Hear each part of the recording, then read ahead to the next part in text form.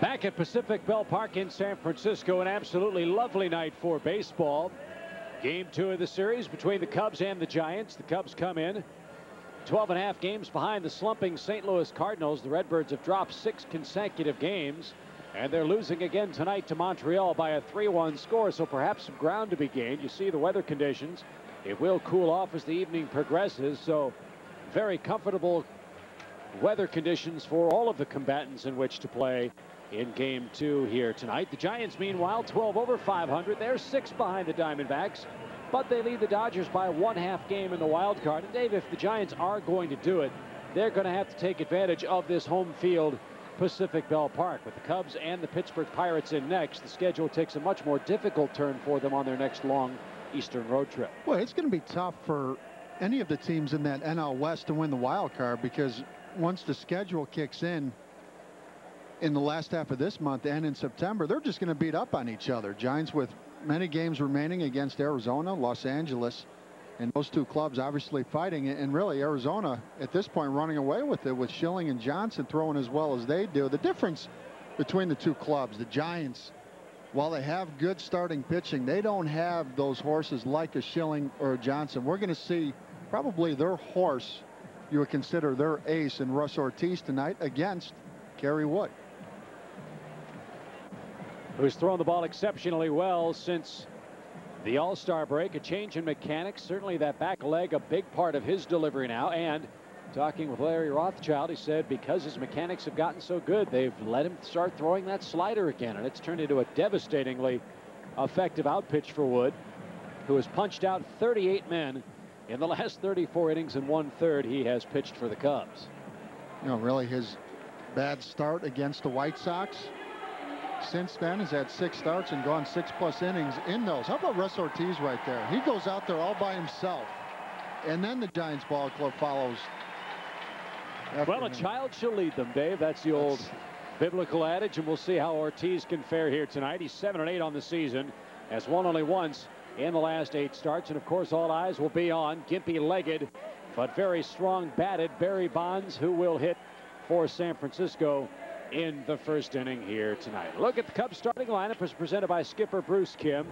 Same lineup as we saw last night. Mark Bellhorn leads off at second base. Bill Miller, a former Giant, had 3 hits in the opening game of the series. Sammy Sosa hits third in right field. Fred McGriff, with a 6-game hit streak, is the Cubs cleanup man. Moises Alou, 13 hits with 12 RBIs in the last 7 Cub games. Corey Patterson with an 8-game hit streak is in center. Todd Hundley will hit 7th. Alex Gonzalez at shortstop bats 8th. And Kerry Wood will pitch and bat 9th. Ortiz, a losing pitcher last time out, but that is a real tough loss. He went the distance for the 2nd time. Both times, Dave, he's thrown a complete game this year. He's lost. Run support's been a big problem for him. But here in San Francisco, he's been a very, very effective pitcher, a 3.92 earned run average. Well, a scouting report on him, he's always had a live arm, and he will work upstairs with that fastball. Struggled lately, and I'm talking about his last 7 or 8 starts. Certainly his last outing was a good one, going 8 innings against the Phillies and giving up 2 runs. The biggest difference in him in his last start was he threw that changeup effectively. And Chip, we have seen this a few times against that changeup. The Cubs really struggled against Denny Nagel. That change of speed, you just have to stay back on that and lay off that high fastball. If there is a weakness on this Giant team right now, it might be their outfield corner defense. Both Reggie Sanders and Barry Bonds have very sore hamstrings. Bonds is in fact torn, and so any balls hit down the line or in the gaps, Kenny Lofton's really going to have to run from pillar to post to cut them off. We saw the Cubs take a lot of extra bases in the game last night because of that. On the infield, J.T. Snow is back in the lineup at first. Kent, Aurelia, and Bell, with Benito Santiago behind the plate. We're set to go. Beautiful night for baseball. Could be an historic night, and they are packed along the right field arcade high above the Old Navy signs in anticipation of a Barry Bonds bomb later on in this first inning. But first things first, let's see if the Cubs can grab a lead with Mark Bellhorn leading off for the 25th time this season, and Ortiz misfires outside. Brian Runge, our home plate umpire. Ted Barrett's at first. Julius Chuck Merriweather is at second, and Jay Clem, the umpire, over at third. 72 degrees at first pitch tonight. And ball 2 from Ortiz, misses high. to Mark Bellhorn. Mark scored 26 runs since moving to the leadoff spot 24 games ago. And with 18 home runs, he has been a very, very pleasant surprise offensively. And he looks at ball 3 high from Ortiz, who will walk a man. He's walked 65, struck out 88 this year. And he will test guys up in the zone with that fastball.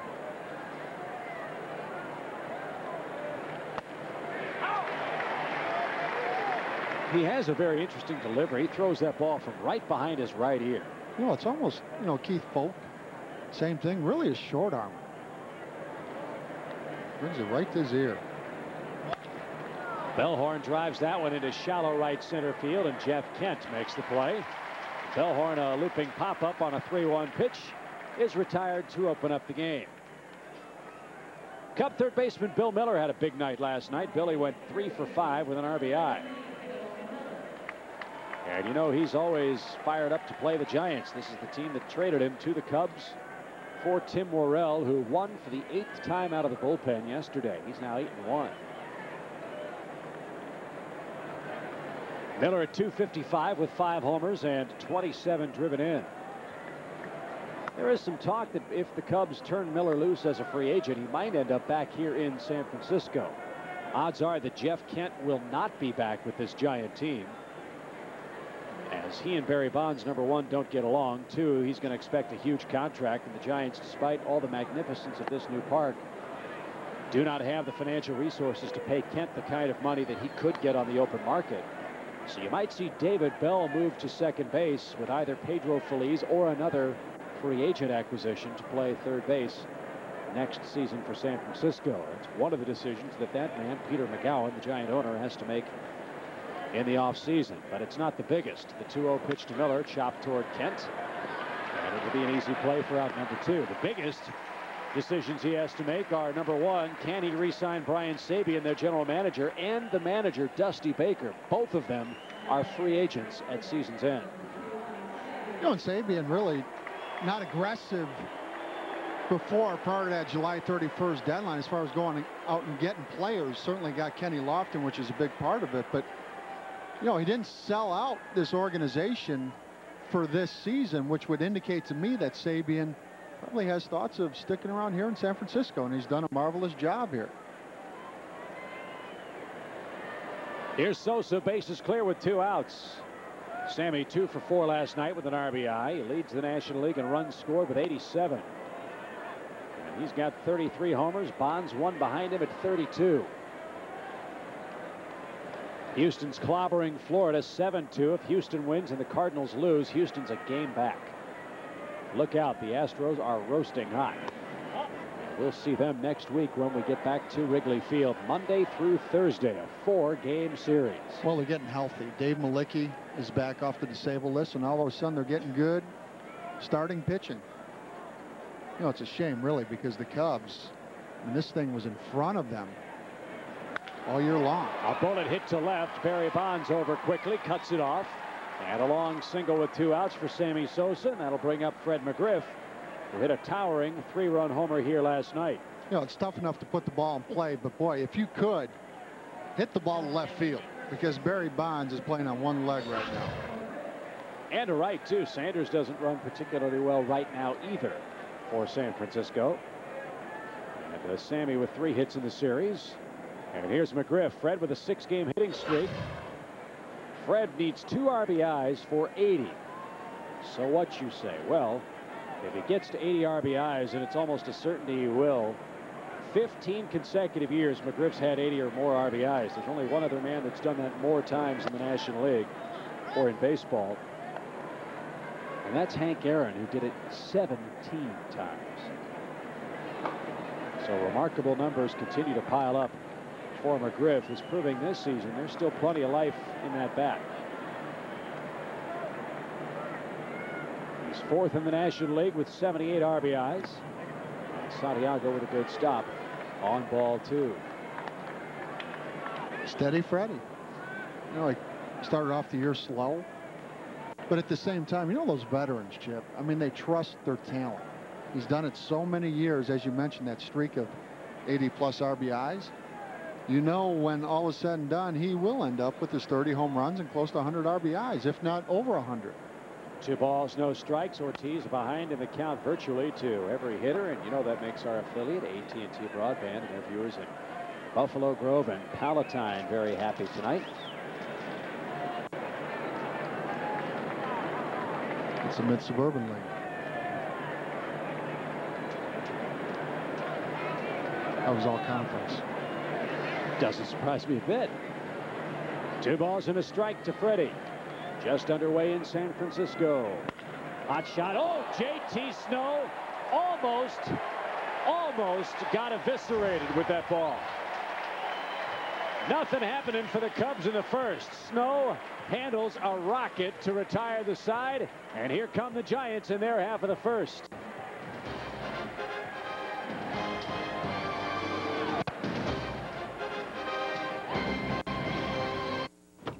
Hey, Joe. Hey. We can't take him to the coast with us.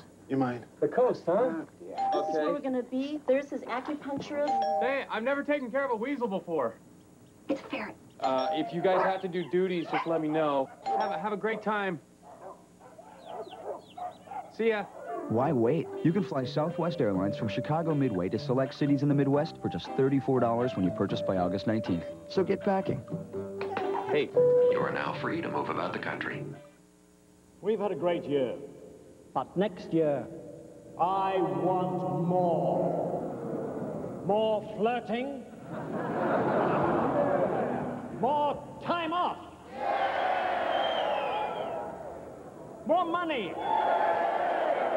Not for me, I'm rolling in it for you guys. And more fun. All those in favor, say yeah, baby. Please drink responsibly. Not too close. What do you think? I got that insurance? What insurance is that, Yogi? The one you really need to have. If you don't have it, that's why you need it. Need what? Well, if you get hurt and miss work, it won't hurt to miss work. And they give you cash, which is just as good as money. Aflac. Ask about it at work. The last word with Jim Rome. Reinventing sports talk as you know it. They're starting to gather in McCovey Cove and in the right field arcade for the Giants are coming up for the first time here tonight. And their lineup shapes up with Kenny Lofton leading off, Rich O'Reilly at short, Jeff Kent fourth in the league in hitting, ahead of Barry Bonds with a .357 average. Benito Santiago, the catcher, bats fifth. JT Snow sixth. Reggie Sanders is in right. David Bell at third base hits eighth. And Ortiz will pitch in bat ninth against Cub right-hander Kerry Wood. He's had a bunch of chances to get to number 10, but he hasn't been able to get over the hump quite yet. 4 no decisions in his 5 starts after the All-Star break, despite magnificent numbers. Boy, and he had great stuff last time out. And there's his bread and butter, that 4-seam fastball. He had to start last year here at Pac Bell Park. It was about 40 degrees, and he was bringing it about 95 miles an hour. Here's Lofton, 2 for 5 in the game last night, scored a couple of runs. Cubs pinch at the corners, thinking about a Lofton bunt, and Wood misses outside with ball 1. Lofton with the White Sox stole 22 bags, drove in 42, and hit .259 on the year.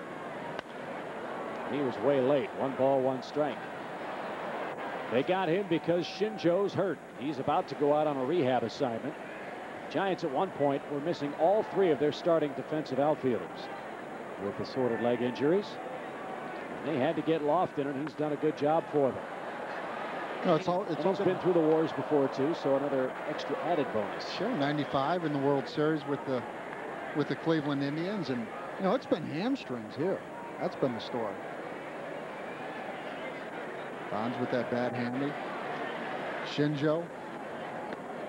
Big breaking ball, a little too far outside. 2 balls, 2 strikes.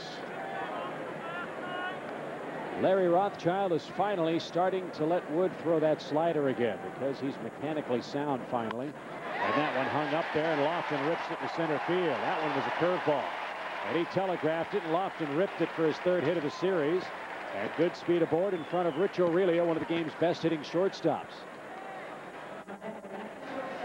Well, I think with Kerry Wood's new mechanics, it's easier to throw that slider as opposed to that curveball. And that's just a hanging curveball.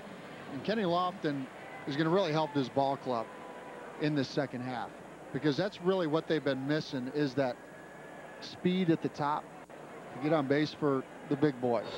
And Kerry Wood, again, this is a tough spot for him because he is fairly deliberate to the plate, but you got to worry about the hitter. Lofton hasn't tried a stolen base yet with San Francisco, but it might be only a matter of time with Aurelia in the batter's box. Aurelia has an 8-game hit streak, and for the last couple of years has led all National League shortstops in home runs and in RBIs.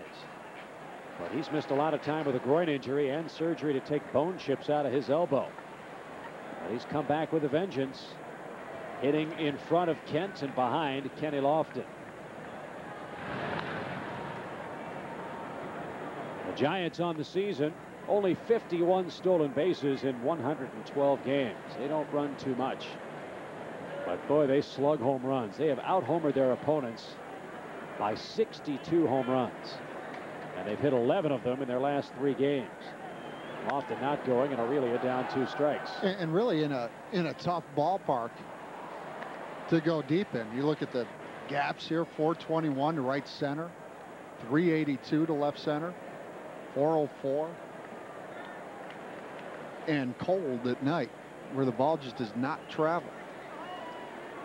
Don't hear their players complaining about it being too cold to play here, though. Well, compared to Candlestick. 2 strikes. There's that slider, and Aurelia took it for strike 3.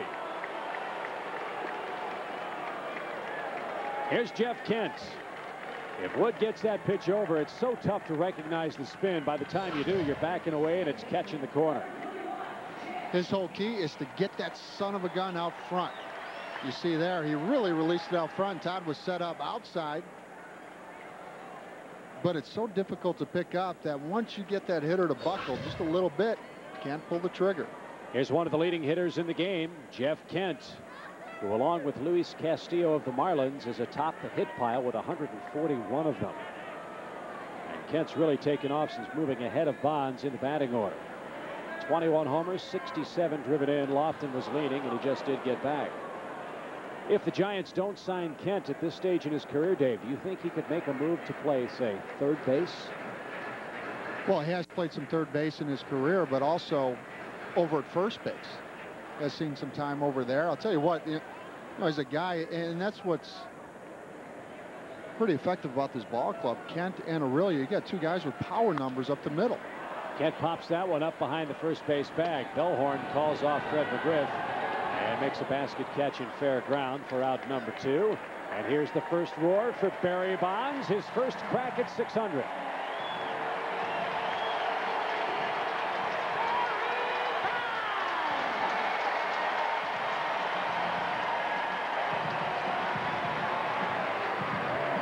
Now, Major League Baseball, because of the historic nature of Bonds' feat, is using special baseballs. They've got a hologram or an infrared design so that the Giants in baseball can authenticate the blast. They've added security out in right field in that arcade area. Remember, last year Alex Popov and Patrick Hayashi got involved into a fracas, and the ownership is in dispute of his record-setting home run ball last year. He pops the first pitch by Wood up. Cubs had a shift on, and Miller is unable to make the play for strike 1. Even with Wood throwing 96-mile-an-hour fastballs, the Cubs still think Bonds can pull the baseball. They have Mark Bellhorn playing beer league softball in shallow right. Alex Gonzalez is on the second base side of the bag up the middle. McGriff's holding Lofton at first, and Bill Miller's the solitary soldier on the left side of the diamond. There's Bellhorn. Wow. He's the rover. No balls and a strike. Swing and a high fly ball drilled left field deep. Alou back on the warning track. Has room. Bonds just missed it. And the inning is over. Good rip by Bonds, and the battle is enjoyed. No score after 1 in San Francisco.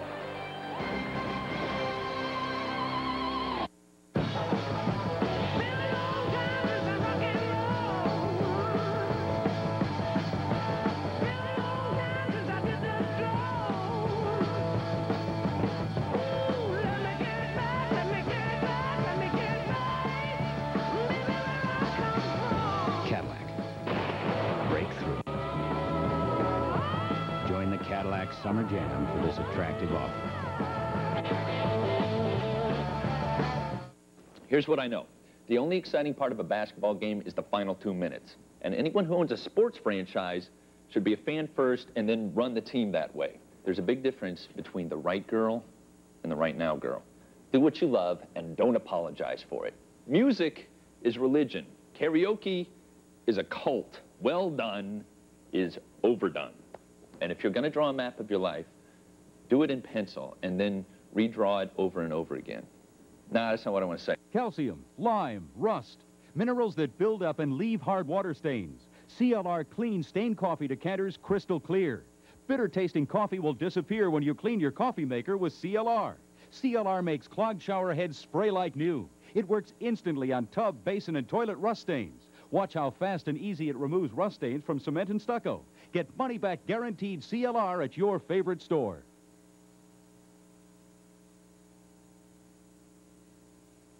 You can't beat the taste of a Quiznos honey mustard chicken and Swiss sub on ciabatta bread. Try one today.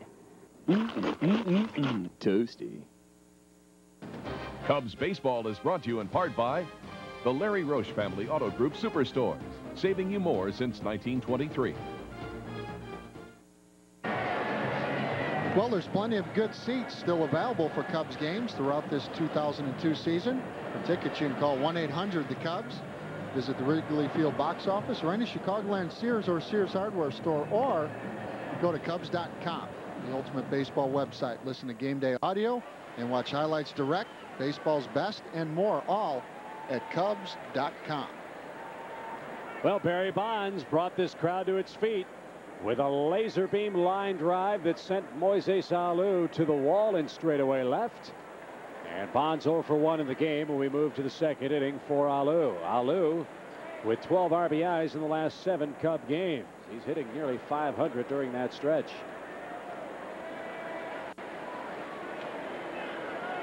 And this is the Moises Alou that the Cubs were looking to have from the opening bell.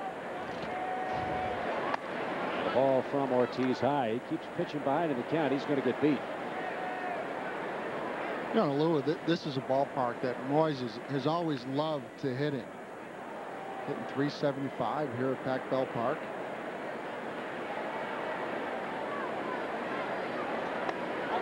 That missed high, ball 2. That was the changeup. It's been such an effective pitch for the young right-hander. But Alou took it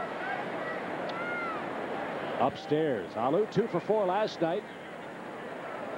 Knocked in a couple of runs. And he's ahead 3-0 now.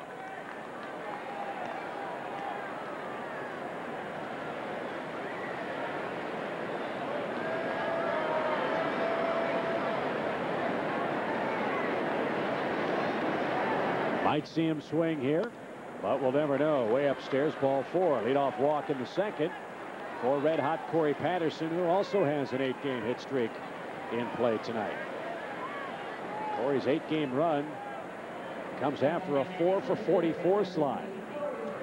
Well, it's safe to say that Corey weathered his first really prolonged slump of his big league career. And it's so important for a young player to get out of the tank. And I think it was just a matter of playing a little tight. You know, it feels like he's just gripping the bat and just ripping. Shows bunt, missed it, and strike 1. Like to see Patterson try that at least once a game. And Sandy Alomar has been working with him on his putting skills. He has such great speed. If nothing else, he brings that infield in and opens up the left side of the diamond. He can maybe slap a hit past David Bell.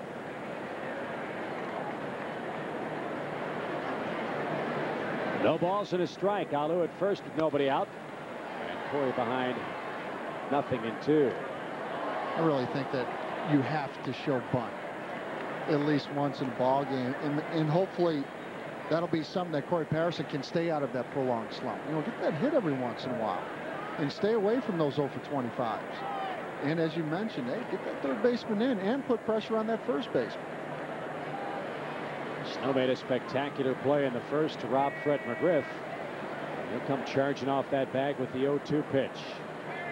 And Corey pops that up. Bell, a long run, but will not have a play.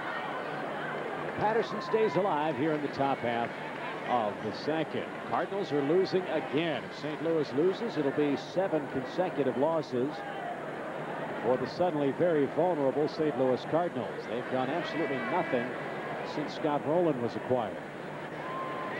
With Houston already winning tonight 7-2, the Astros could be a game out of first place entering play tomorrow. 0-2. Breaking ball rolled foul. Reds not taking advantage of the Cardinals' problems. They're losing again in Colorado tonight 7-2. We head to Denver next to face a Colorado team that is a much different ball club at home. They're 13 games over 500 at home, 23 under on the road. The Rockies are pounding Cincinnati tonight. The Reds could find themselves in third place if that score stays the same this evening.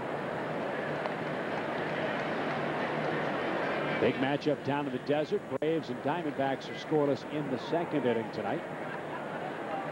Greg Maddux pitching for Atlanta, and he's got a losing record against Arizona. The only other team Maddux has lost more than he's won is the Detroit Tigers, believe it or not.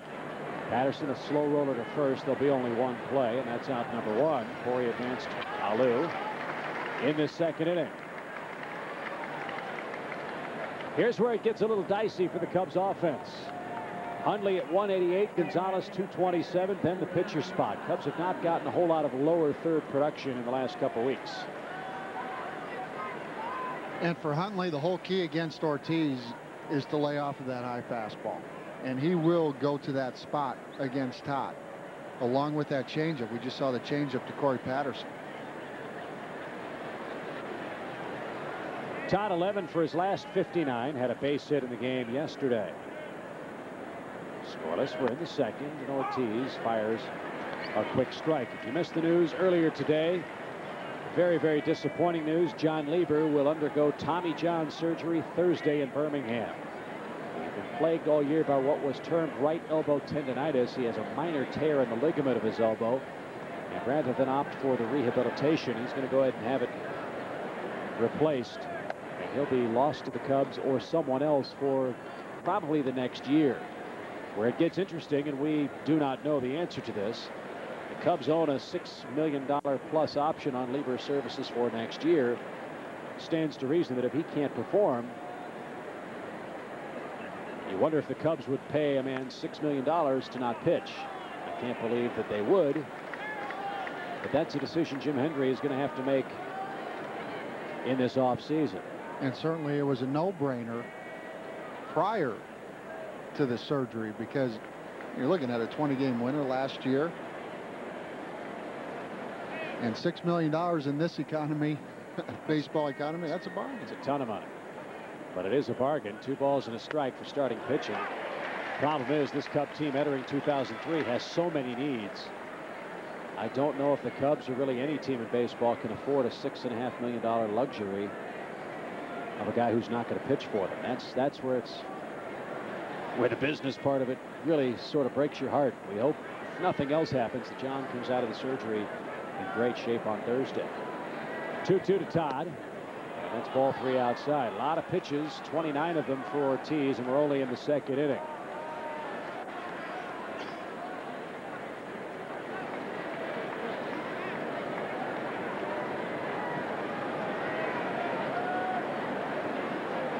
Game 2 of a 6-game Western trip. 3 here in San Francisco, 3 in Denver, then home for 7. And Todd can't lay off that high pitch you were talking about. 2 outs.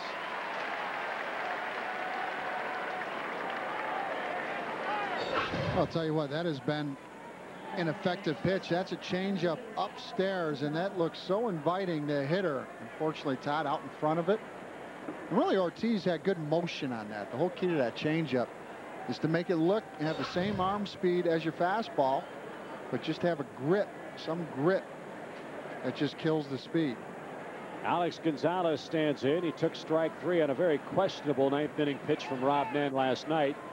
Got thrown out of the game. No word on whether or not he'll be hearing from the Lords of Discipline in the Major League Baseball Commissioner's office later this week. 1 ball, no strikes to Gonzalez. And here is that pitch. Watch where Santiago catches it.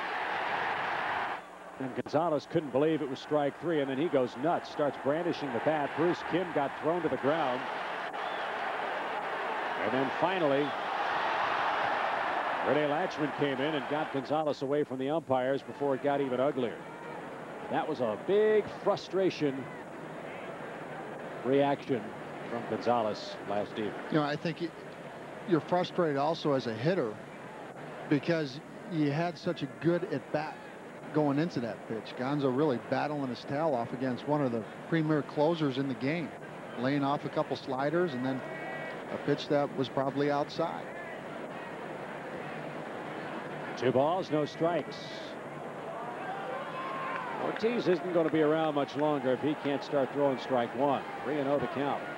And they're pitching carefully with Wood waiting on deck. And Alou standing out at second base, but still.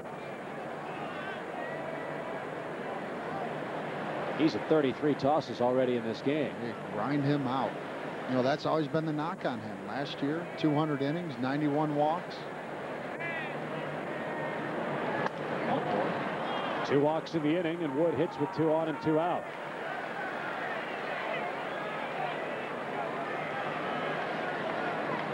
Pitches like that are going to make Dusty swallow that toothpick. He's not too careful. I don't know if you can see it, but Dusty wears those wristbands. Well, he didn't last night. He said he only wears them with the short sleeves. Well, last year he had a problem with his hand, so he had a cast on his hand. But he still wore the wristbands, but he couldn't get the wristband on. So every game, Robbie Thompson, then the coach, one of the coaches for the Giants, now with the Indians, would put on Dusty's wristbands. And for a while, he wore spikes. I think he's still playing. He still could play. One of the great stories, obviously, in baseball is Ortiz falls behind again. He's on the dugout step watching Barry Bonds chase down 600. He was in the on-deck circle when Henry Aaron hit number 715 in Atlanta. Oh, so many years ago. 1-0 to Kerry Wood. 2 on the pond for him. There's a fastball strike. 2 even up the count. Montreal adds to their lead against the Cardinals. 4-1 in the top of the 8th in St. Louis. Cardinals are having some early August difficulty. Cubs not out of it yet. They're 12.5 back. A win tonight. A Cardinal loss. You're 11.5 back with 7 left against the Cardinals. Got 8 weeks left in the season. Pick up a couple of games a week. Who knows what can happen? We might be facing the first place team in the division starting Monday night. 2 balls and a strike to Wood.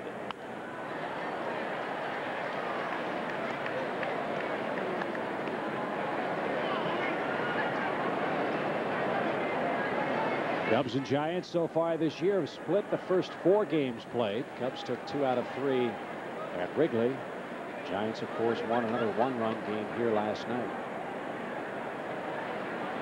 Deuce is wild. 2 on, 2 out. 2-2 pitch to Wood. And Kerry stays alive here in this long second inning. A good battle. You see Kerry Wood there with the bat. That's a Sammy Sosa special. Sammy tapes his bats and he helps out a couple of the pitchers on the team. I don't know really how effective it is. Hey, he's battling here. You bet. Good at bat. Did he go? Yeah, he did. And Wood, no argument. And that'll retire the side. 2 walks, 2 strikeouts at the end of 1.5. Cubs nothing, Giants nothing, with Benito Santiago coming up next. The best damn sports show period's All-Star Summer. It's a special celebration with huge stars and complete insanity. You want some of Shaq food? Come get it. Best Damn's All-Star Summer after the postgame on Fox Sports 9.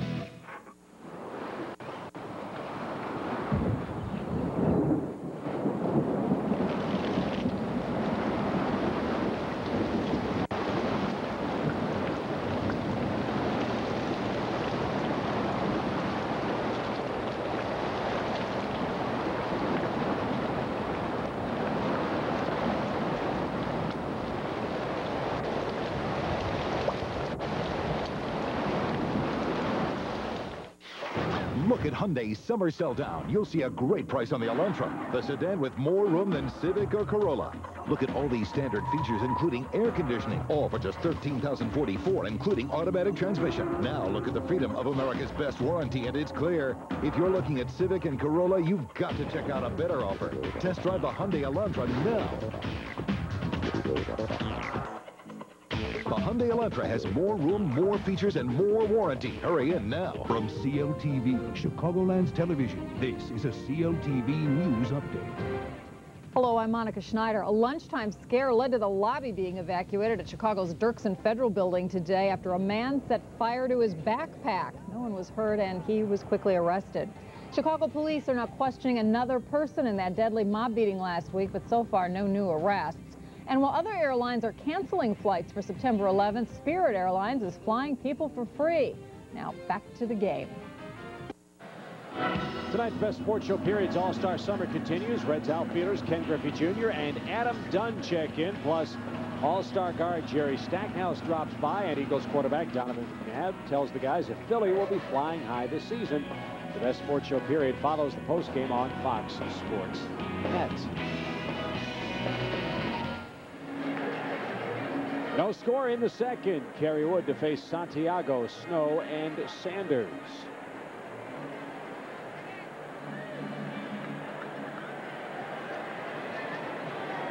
Breakthrough season for Santiago, a five-time All-Star now, and really a remarkable story in that his career and his life was in jeopardy several seasons ago when he wrapped his fancy sports car around a tree at his home in the offseason.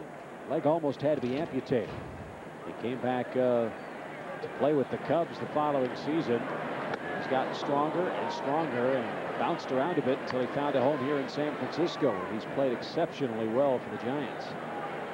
And really, that accident was a wake-up call for Benito. You know, it's so easy. The game is so easy for talents like this in their 20s. But all of a sudden, you reach that age of 30, and it just doesn't come quite as easy. And really, Benito shut down the nightlife. And for him to go out there last year, really earned the spot last year, and Dusty Baker shown a lot of faith in him. He caught 133 games last year. It's amazing. 15 years in the big leagues. Behind the plate. And then to make it as an all-star in that 15th year. And there's a rope to left center field. Nobody's getting that, baby. That's going to one-hop the wall. It'll be a rule book double for Santiago, his 18th two-base hit of the year.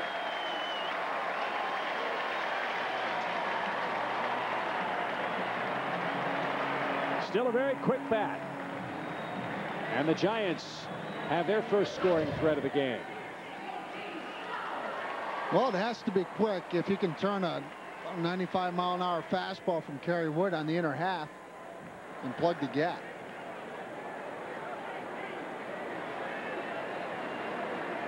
And that baseball worth about 75 cents on eBay. So that fan celebrates as JT Snow stands in. It wasn't one of those infrared. No special markings on that ball other than a bruise from the bat because it was crushed.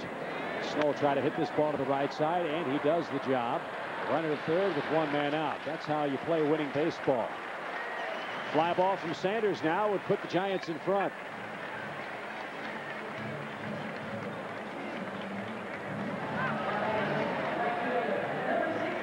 Although that was Benito's 18th double,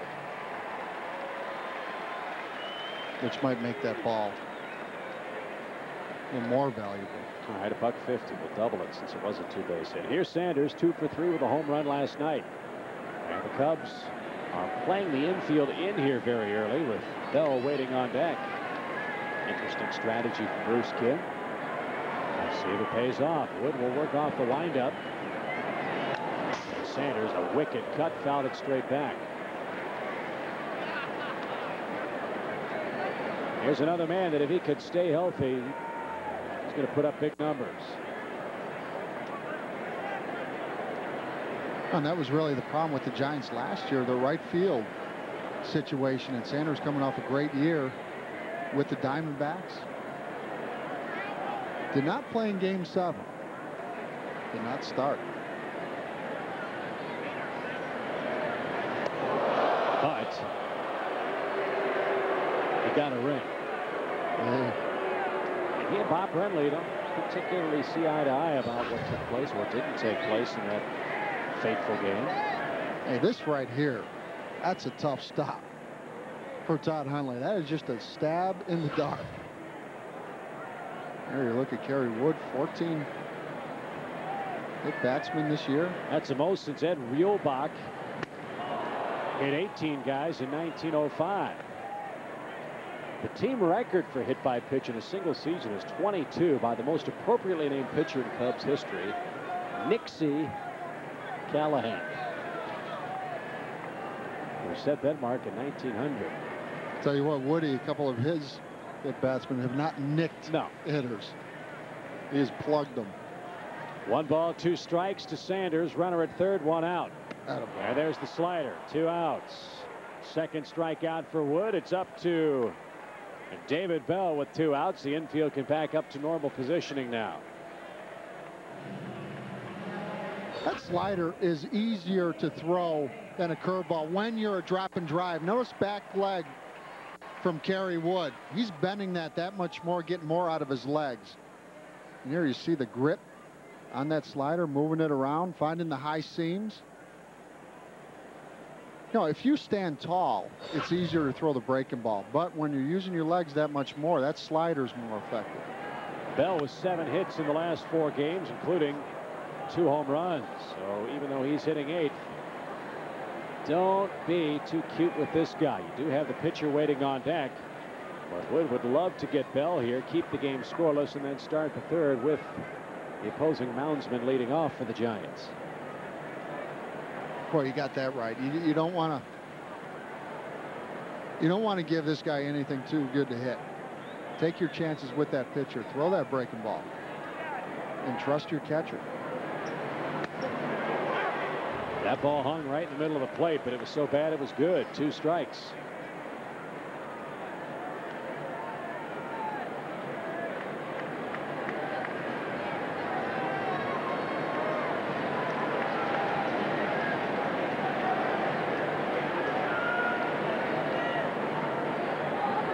Santiago at third, and the breaking ball lined into left field. Alou plays it on a hop and misplays it into an extra base play.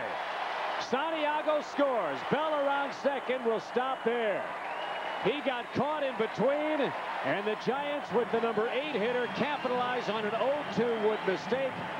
They face the 8 hitter instead of the pitcher and pay a very heavy price. 1-0 San Francisco. Well, easier said than done, but you don't want him to swing. You don't want to throw that curveball when you don't have that much command of it. Go to that slider, which has been more effective for Kerry Wood. Moise Alou misplays this ball. Well, it just seems like with that curveball, without that good of command, either that high fastball or that slider or what? Something out of the zone. So Wood makes an 0-2 mistake as we've reached the 8 o'clock hour, and the Giants have scored first here in the second inning. Here's Ortiz, a .227 hitter with a home run. That came against Terry Mulholland in his first start April 3rd.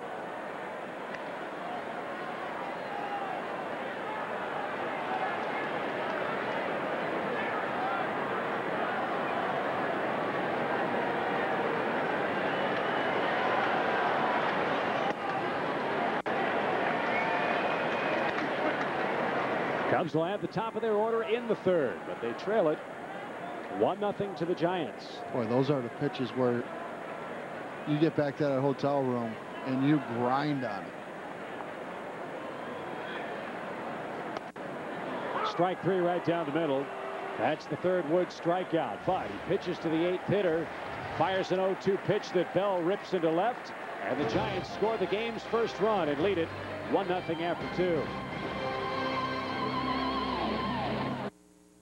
Summer summer's in full swing, and so is this great offer at your Chevy dealer. You might as well be walking on the sun. 0% APR financing is back on every new 2002 Chevy truck at your Chicagoland and Northwest Indiana Chevy dealer.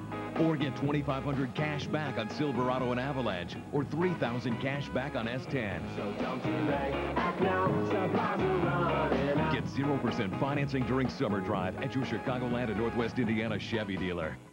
This copyrighted telecast is presented by authority of the Chicago Cubs and may not be reproduced or retransmitted in any form. The accounts and descriptions of this game may not be disseminated without the express written consent of the Chicago Cubs. Rattle, rattle, thunder, clatter, boom, boom, boom. Never pay for brake shoes or pads again with Brakes for Life, only from CarX. CarX, more than you thought for less than you'd think. Don't worry, call the CarX man. It's a showdown on the south side. Konerko and the White Sox. Erstad and the Angels. White Sox, Angels, tomorrow at 6:30 on Fox Sports Net. It's the Hit a Home Run with VoiceStream Wireless contest. Here's Tom Weddle. Come on, I don't need VoiceStream to hit a home run. Aha! Fastball, huh? No, Mr. Waddle. That was my changeup. I guess I do need VoiceStream to hit a home run. Visit any VoiceStream Wireless dealer to scratch and win thousands of great prizes, including Motorola V60 phones or a Caribbean vacation. Plus, sign up now for VoiceStream Wireless service and get 3,000 whenever minutes for just $49.99 a month. Get a home run with VoiceStream Wireless today. Well, on Friday, August 16th, the first 20,000 fans will receive a Topps 2002 Sammy Sosa baseball card, compliments of AT&T Wireless and CLTV. This authentic reprint is available exclusively at Wrigley Field as the Cubs take on the Diamondbacks at 2:20. For tickets, call 1-800-THE-CUBS. Cubs trail at 1-0 as we head to the top of the third. Bellhorn, Miller, and Sosa coming up against Ortiz, whose pitch count is at 39 so far in this game. He struck out a couple, he's walked a couple, and has given up just one hit. That was to Sammy Sosa, and he was way high to Bellhorn with ball one. If I were a Giants fan and I was thinking about this team doing anything in the playoffs, I'd be a little concerned about their starting pitching. Their bullpen's pretty good. But their starters haven't exactly blown the doors off anybody. And if you factor in who's in this division, the Arizona Diamondbacks, no one matches up with Schilling and Johnson. I mean, that's just so far beyond the realm. But even after the top two of the Giants, got to figure the Dodgers, when healthy with Kevin Brown, and Arizona might even have an edge over them in that regard. As that ball hit high in the air to right, playable for Reggie Sanders on the warning track near the knothole gang. And Mark is 0 for 2 tonight. Where they do have an advantage is they have a very good bullpen, and they do have plenty of thunder in their lineup, and they play exceptionally well at home. Well, I just think that, you know, this is a ball club where they do have a decent rotation, but it's not built for the playoffs. Right. I mean, the Arizona Diamondbacks, my goodness, in a 5-game series, you see Schilling and Johnson. Might see him twice. Here's Miller, low bridged, and down he goes, ball one. I don't know how many first pitch strikes Ortiz has thrown tonight, but out of the 11 men he's faced, it's not many.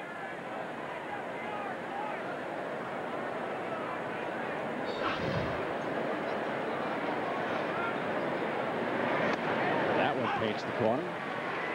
And the count evens at a ball and a strike. Cubs fans, visit a VoiceStream Wireless dealer and pick up a free Hit a Home Run scratch card. You can win great prizes, including a Motorola flip phone or a trip or two to the Caribbean. Visit a VoiceStream Wireless dealer and scratch and win today. Santiago wanted that pitch, didn't get it. They go to the ninth in St. Louis. Montreal 4, Cardinals 1. If St. Louis drops it, again, it'll be a 7-game losing streak. They have a 1-game lead over Houston. Those are the two teams, you'll recall, that shared the same record atop the division last year, with Houston winning the season series and thus the tiebreaker. And so they were crowned division champions. The Cardinals were the wild card. might be facing that same kind of scenario at season's end, although Cincinnati is only 2 back. 2-2 to Miller. Billy stays alive. He'd love to get on in front of Sosa. Well, I guess there is cause for optimism. Although the Cubs better hurry. But St. Louis, right at the trading deadline, I mean, there was talk that they were giving up on the season, but they do acquire Woody Williams right at the trading deadline. But they also traded away a left-hander in Jason Christensen to these Giants, and he's done for the year.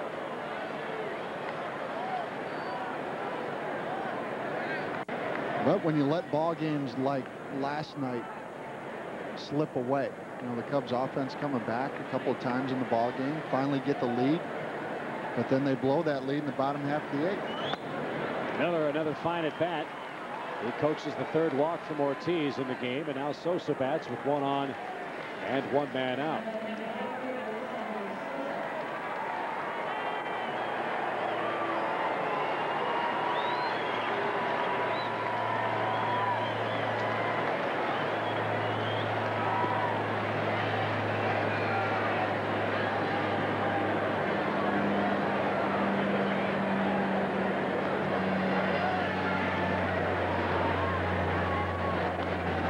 Sosa hitting .248 in his last 117 at bats.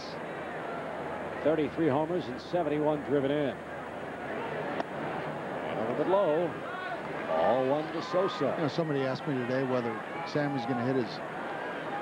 Certainly 60 seems out of reach, but even 50. And we really haven't seen Sammy have that one big hot streak.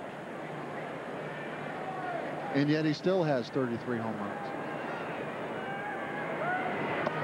The difference between Bonds and Sosa's years is that Sosa's walked 78 times. Bonds has walked 124 times, yet has hit 1 fewer home run.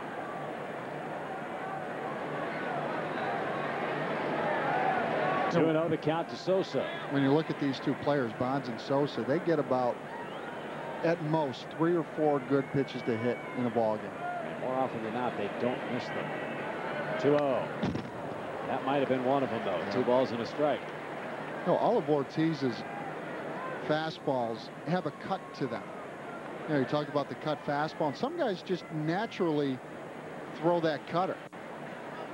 And with that cutter, everything moving away to a right-handed hitter doesn't have anything to really run in on a right-handed hitter, so you can look out over the plate against Ortiz. 2 balls, 1 strike. Chop toward 3rd. Bell gives ground. He'll go to 2nd for 1. Can Kent turn it? Yes, but not in time. Good stretch by Snow. Good hard slide by Miller to help out Sosa at first. The force play retires Bill. Sosa at first. 2 outs for McGriff. Tell you what, this Giant ball club, one of the leaders in double plays because of Jeff Kent right there. Notice how he holds his ground. One of the bigger second basemen in the game, and he'll take any hit over at second base. And Billy Miller going in hard at second base. I think Jeff Kent would have been disappointed if Miller hadn't gone in hard like that. That's just good, hard-nosed baseball. Miller, again, with a little fundamental thing you don't talk about too much in the game. And he gives McGriff a chance with a 6-game hit streak and tremendous power, as you know. McGriff homered here last night. 41st different park he's homered in his career. Another chance at first for J.T. Snow, and he will apply the tag, and that retires the side in the 3rd. No runs, no hits, 1 more man left. Cubs have stranded 4 through 3 and trail the Giants at Pac-Bell Park by a run.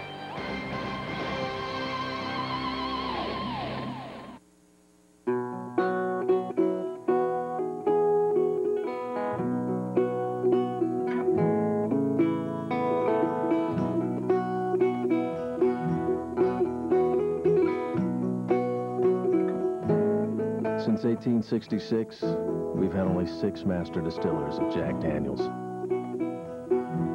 Job satisfaction's never been much of a problem. Jack Daniels Tennessee Whiskey.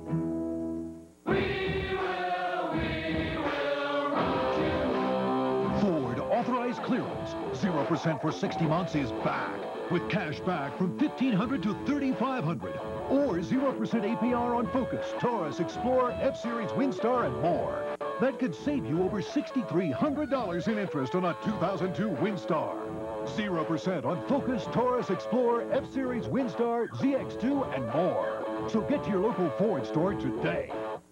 With AT&T digital cable from AT&T Broadband, you can find exactly what you want to watch when you want to watch it with our easy-to-use on-screen guide from TV Guide Interactive. Browse by start time, channel, or area of interest. Set reminders so you never miss your favorite shows. Even see what's on other channels without leaving the one you're watching. And our parental control feature allows you to be in control of what your children watch. AT&T digital cable makes it easy to get the most out of all the choices you have from AT&T Broadband. Every Sunday, before they start their engines, it's NASCAR This Morning. And look at them go. Doesn't get any better than this. Don't miss the best pre-race party this side of Talladega.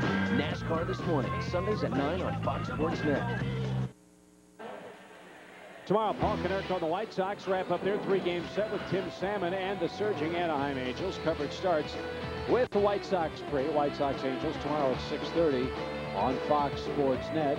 Anaheim a game and a half behind Seattle at the start of play tonight.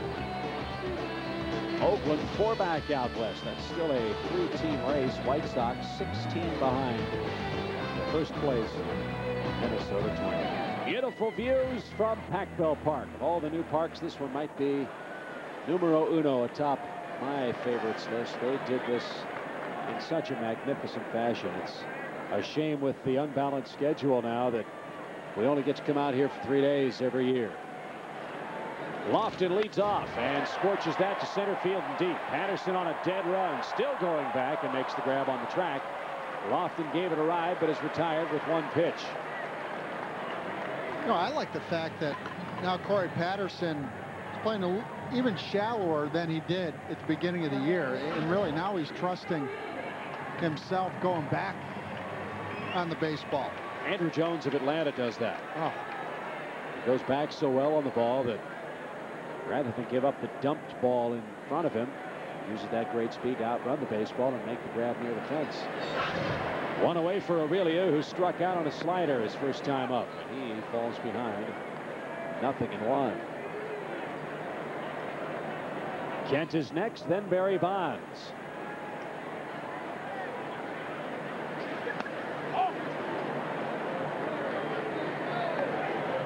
What Chip, you mentioned earlier about Aurelia and the amount of home runs. This really is a unique ball club because you have so much power up the middle.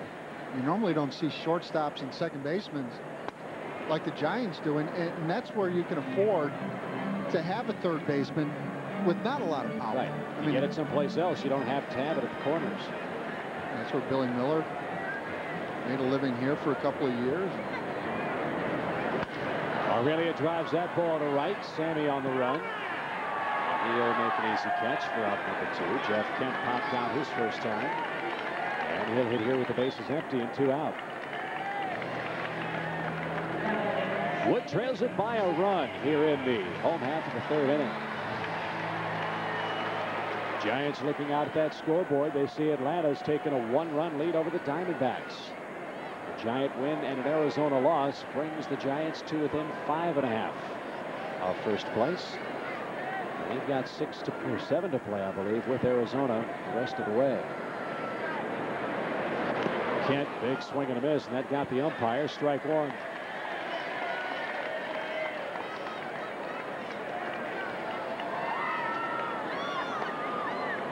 And I don't think there's any question that Kent's numbers jumped this past month, now that he is hitting in front of Barry Bonds. Well, sure. Who'd you rather face?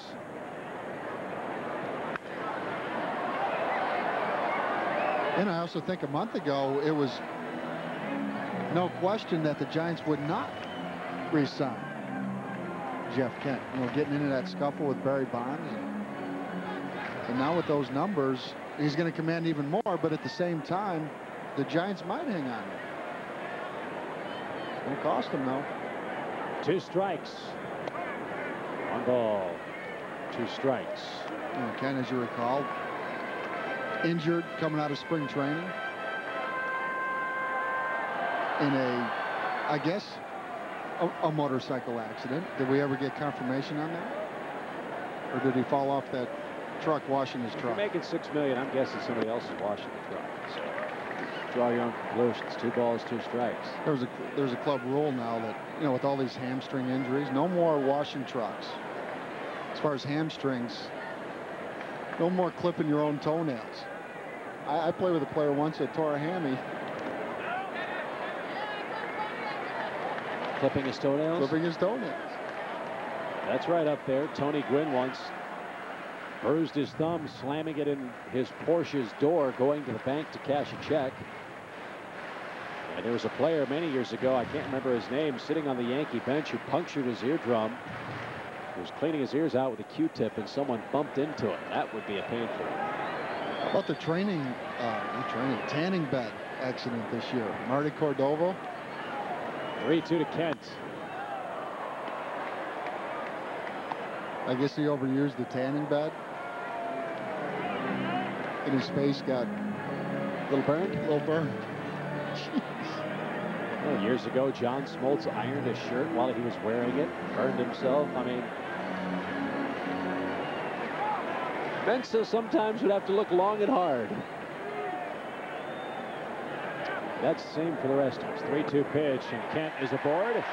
They'll have to pitch to Bonds with 2 men out. New set of baseballs. New chance for the sellout crowd to cheer Barry Bonds' second attempt tonight at number 600. His first shot nearly cleared the fence and straight away left field.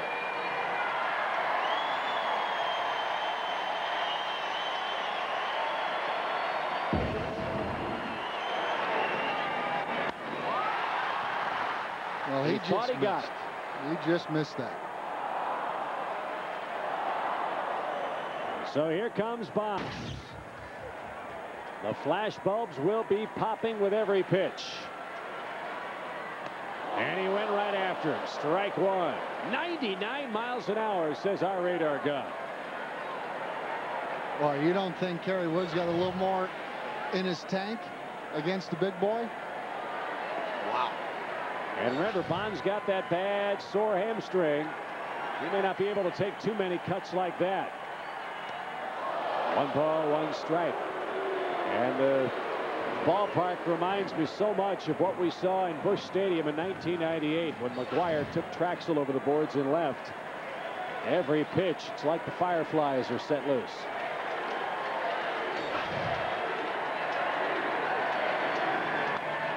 Good cut. He's timing him well. 1-2 now.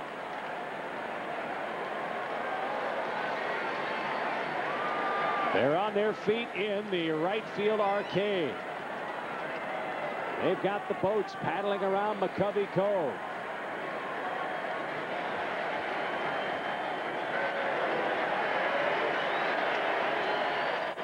The 1-2. Breaking ball got him over the outside corner. Bonds caught looking, and Wood strands Kent at first in the San Francisco third. We go to the 4th. Giants 1, Cubs nothing.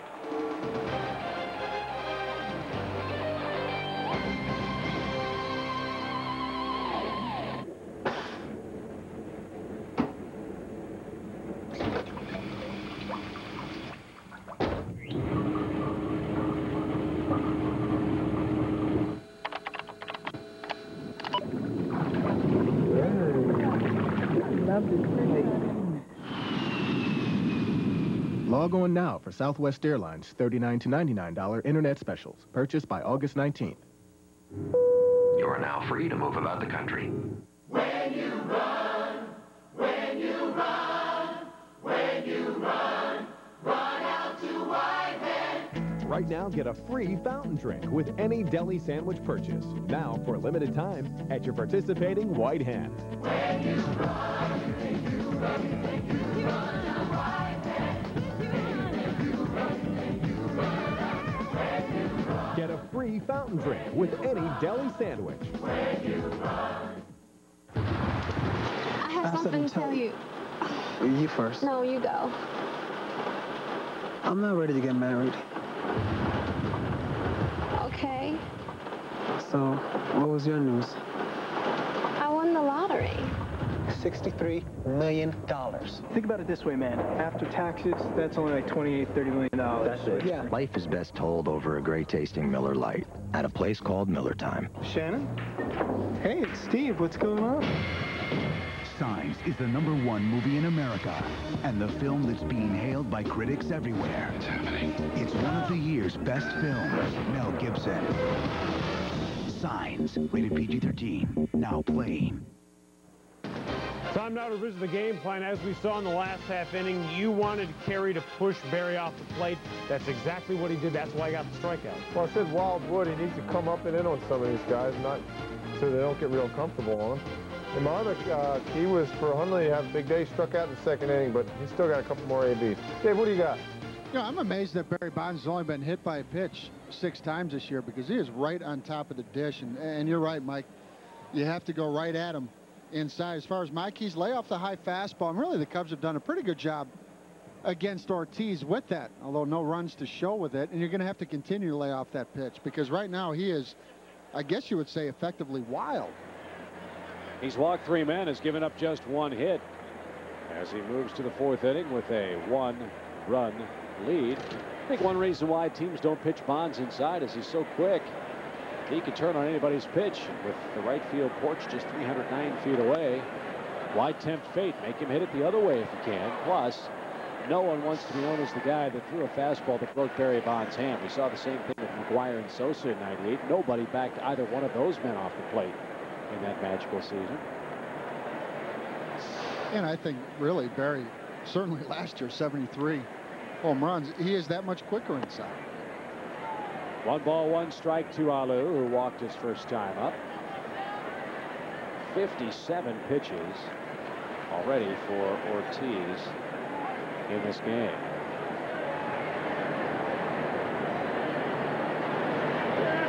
Ten homers, 42 for Alou, and he takes the ball again.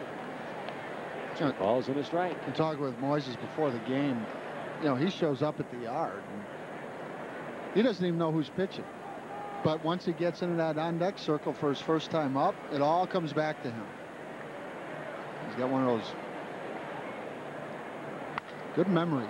Driven in the air to center field, but playable for Kenny Lofton. And there's out number 1. Corey Patterson, the batter. Before he hits, let's take a peek at our Aflac trivia question tonight from San Francisco. And our Aflac trivia question is, which player had the fewest at-bats in getting his 600th home run? Ruth, Mays, or Aaron? We'll have our answer for you in the bottom half of our 4th inning. Boy, how about that company that Barry Bonds is about to join? And he was left off in 1999 as one of the top 100 players in the 20th century. Amazing. 1 ball, no strikes. Bonds a 4-time MVP. Last year won it with San Francisco after that 73 home run season that Dave mentioned. Hard to argue with that tabulation. I thought the MVP was Albert Pujols of the Cardinals because his team made the playoffs. But Bonds really is a remarkable player who says he doesn't think he's going to get to Henry Aaron's record. I don't really agree with that. Away. Well, Barry Bonds is signed through 2006, so then why sign a contract that long into the future? Well, you have to assume or wonder health-wise whether he'll be physically able to play every day as he is now. But he's in tremendous physical shape, and as you know, he will play hurt. That's what he's doing now. 2-2 to Corey. If I had to guess, I'd say Sosa has a better chance than Bonds, and maybe Alex Rodriguez of Texas the best chance of everyone. For a while, that would have been Ken Griffey Jr., but Jr. keeps getting hurt with the Reds. Big swing by Patterson. He's down on strikes. 2 away. Final in St. Louis. Montreal extends the Cardinals' miseries to a full week. 4-1 the final. St. Louis falls. Houston in second. Reds in third. 2 games separates the top 3 teams in our division.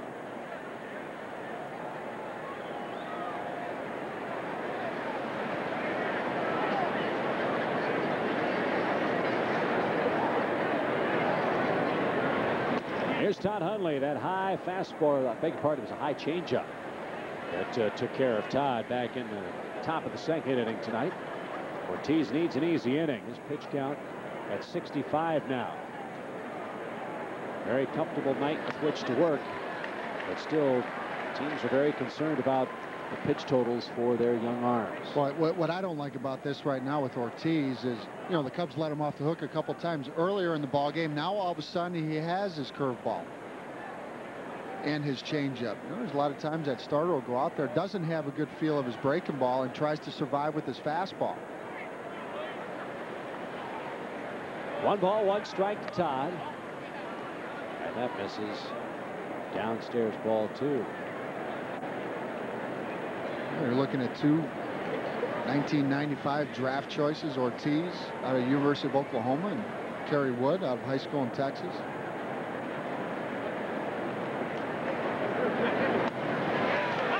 That one dances into even the count.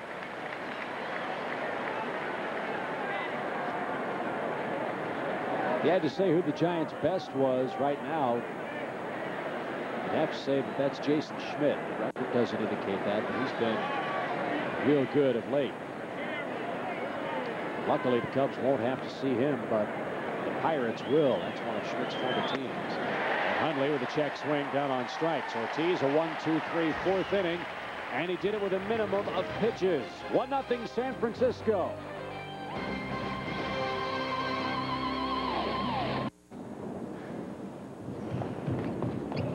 Ooh, scary. Yeah, and I bet they didn't have that insurance back then. What? Flat. It gives your mommy money if she's sick and can't work. What does? Flat. Hey, attention! To what? Aflac. Ask about it at work.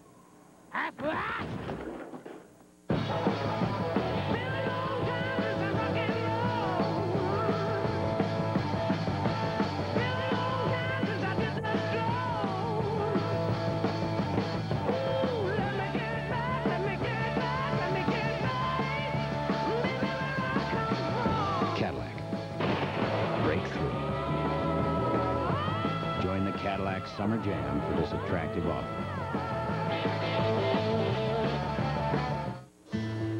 I lost my sight in 1986. When I decided to make furniture, some people thought I'd lost my sanity too. But in my mind's eye, I can see where I'm headed. Without Craftsman Professional, their most precise tools ever, I can't get there. I like to say I lost my sight, not my vision. Officially, it's called Jack Daniel's Old Time Old No. 7 brand Quality Tennessee Sour Mash Whiskey. But you can ask for Jack. Well, who got to 600 the fastest? Ruth, Mays, or Aaron, Dave? Ruth. That's what I'm going to say.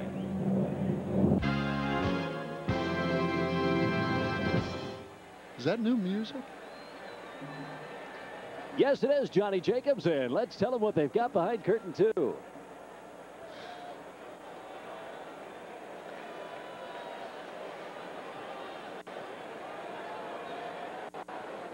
So here we go, bottom of the 4th. The Giants nursing a 1-0 lead.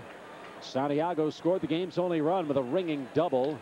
And Wood fires a breaking ball that Benito pops up into foul ground. That'll be easy. 1 man up, 1 man down, 1 pitch thrown. Wood's keeping that pitch count down tonight. That's always a good sign for him. Well, the only way to keep that pitch count down, in my opinion, first pitch strikes. And really the difference between Woody, you know, even though he's got that 1-run deficit, is then he is going at hitters and getting ahead. Here's J.T. Snow. Snow's lost his starting job for the most part to Damon Minor. He is a slugging first baseman. Snow a much better defensive player. And in fairness to Snow, he's been hurt with some nagging problems most of this season. Gold Glove caliber first baseman. but hasn't been able to hit with Minor, at least over the course of the long season. Of late, though, Snow, 3 homers, 9 RBIs since the All-Star break, and 16 hits in 23 games. So his bat's springing back to life. Nothing like a little competition, Dave, to get you going again. No, I don't think I've ever really seen really what Dusty Baker is doing with J.T. Snow and Damon Minor. It's a left-left platoon. Well, Snow used to switch hit, but not anymore. No. And J.T. in the past has had trouble catching up to that Kerry Wood fastball. He's 1 for 11 in his career, but that one hit was a home run. So every now and then he'll run into one. 6 home runs on the season for J.T. Snow. You'll see a pretty good pitch here, and he missed it. 3-2.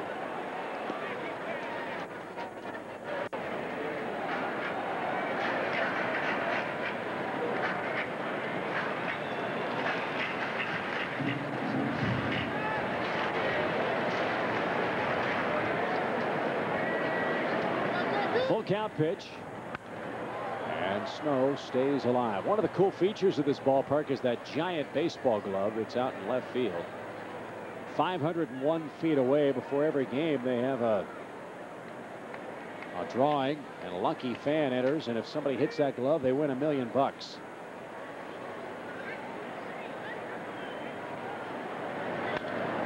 Out of play by Snow. Count stays full.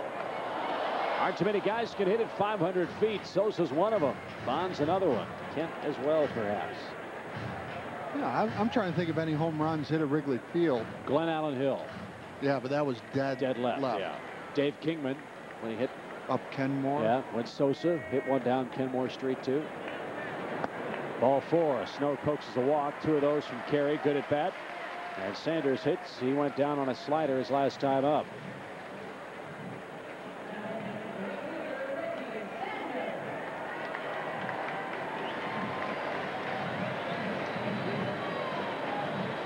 Giants by a run here in the 4th. Ortiz surviving a shaky first 3 innings. Kerry Wood made one mistake, an 0-2 pitch to Bell that he rifled into left field to score Benito Santiago with 2 outs. And the pitcher waiting next.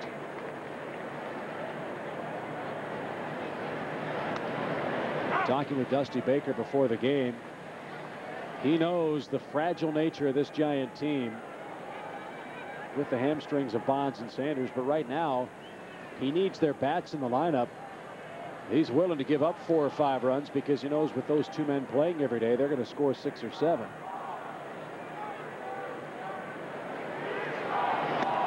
The only question is the more they play, how high is the risk of them further injuring themselves and costing the Giants a real good chance at the postseason? Again, right now, if things ended today, the Giants would be the National League wild card entrant.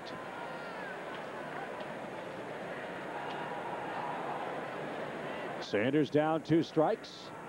He's 0 for 9 against Wood lifetime. And now he's 0 for 10. Wood blows him away. 2 outs. Snow at first. Here's Bell. Let's see if Wood learned from his 2nd inning mistake. Boy, that was good old country hardball from the big Texan. And I really think Kerry Wood's fastball is that much quicker. Everything seems more in sync now. Using his legs more, and the ball's flying out of his hand. Well, he's not walking people. That's the big indicator for me. We talked with Larry Rothschild, and you made the point 5 or 6 starts ago. He's using that back leg much more than he has at any time in his young career. And now that he has his mechanics in order, he can go back to his security blanket, which is that big sweeping slider.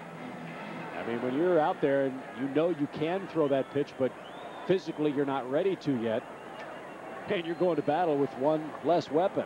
Now he's got everything at his disposal, and the results speak for themselves. And now you don't have to worry about mechanics. You've done it enough times the last 5 or 6 starts where you're not on that mound worrying about your mechanics. You're just concentrating on the glove, hitting the glove. I think sometimes we get, this is still a fairly young pitcher here in Kerry Wood. Well, he's starting to figure it out, though. That's what's so exciting. I mean, he's improved by leaps and bounds this season. He's a pitcher. He doesn't just throw the ball anymore. He's got a good idea of what to do, how to do it, and he uses that defense behind him. You think back to 1998, he tried to throw the ball right through Scott Service.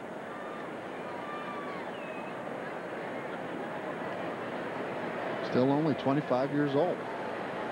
1 ball, 1 strike to Bell. Nobody's going to hit that pitch. 1-2. See, and I still think that, you know, some pitchers are guilty of throwing at the glove instead of. I still think that you got to throw through the glove. You mentioned that about Service, but hey, almost as a pitcher, you want to bury that glove, and Kerry Wood did just that right there with that fastball. You know, after throwing that breaking ball and hanging that breaking ball to Bell, I'll tell you what, either throw that slider or stay with that fastball.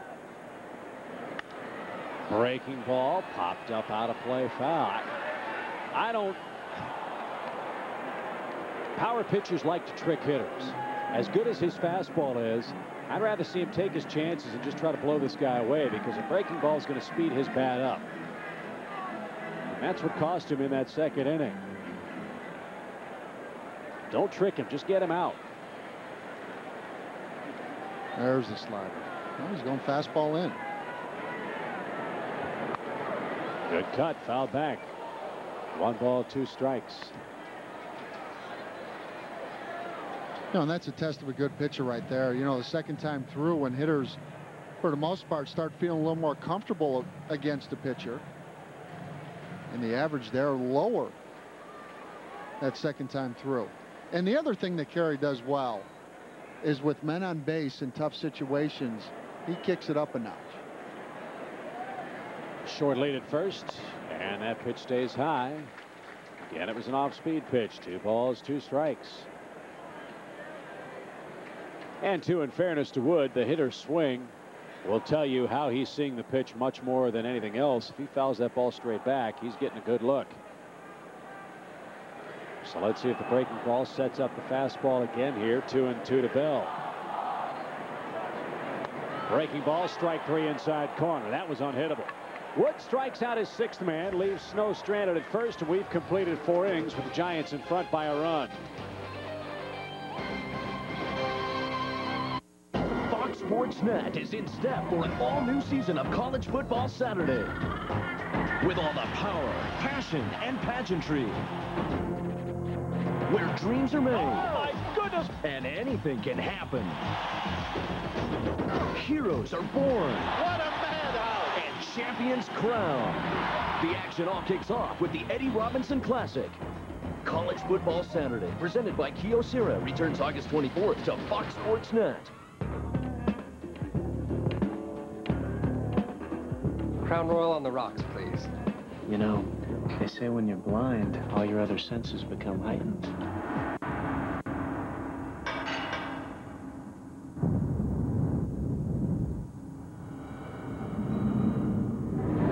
Wow.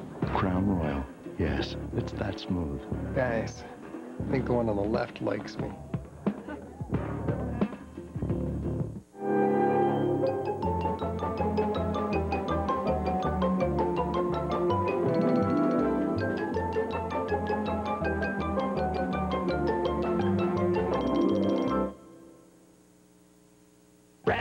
Thunder clatter, boom, boom, boom. CarX. More than you thought, for less than you'd think. Don't worry, call the CarX man. Never pay for brake shoes or pads again with Brakes for Life, only from CarX. The best damn sports show period's All-Star Summer, weeknights on Fox Sports Net. Well, Dave, let's look at our game summary in the ball game. One pitch Kerry Wood wishes he had back was that one to Bell. You know, open base, pitcher coming up next, 2 strikes, and he hangs a breaking ball, and Kerry Wood has gone right after Barry Bonds. Bonds not really sure whether he got all of this one. Moisalou with the catch and left. And then here, Kerry Wood goes after him with a couple fastballs, and then Uncle Charlie. Is that the Uncle Charlie from My 3 Sons, or is that a different Uncle Charlie? No, that's the Uncle Charlie. Oh, all right. Here's the rest of our game summary. 6 strikeouts, 2 walks for Wood. Cubs offense, though, only 1 hit against Ortiz, who's been wildly effective. He's walked 3, struck out 4, and has thrown 68 pitches in the game for the Giants. And now he'll face the 8, 9, and 1 batters for the Cubs. Well, you watched a lot of TV as a kid, didn't you? Unfortunately, too game much. Shows and... Oh, yeah. Chuck Woolery is one of my heroes. Here's Gonzalez, who walked his first time up. 1-0 your count.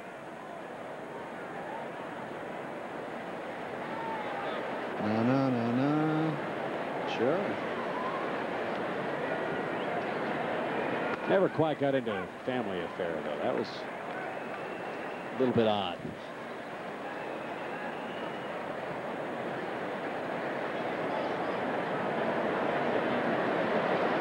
One ball, 1 strike.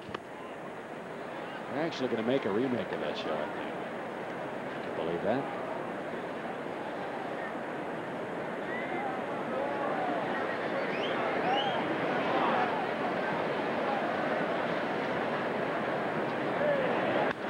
Driven out of play. 2 balls, 2 strikes.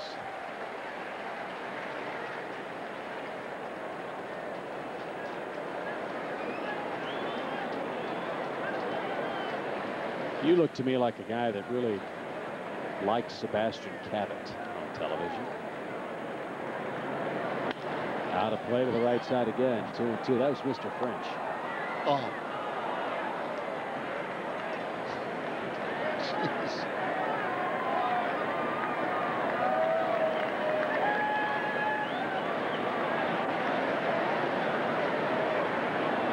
And you?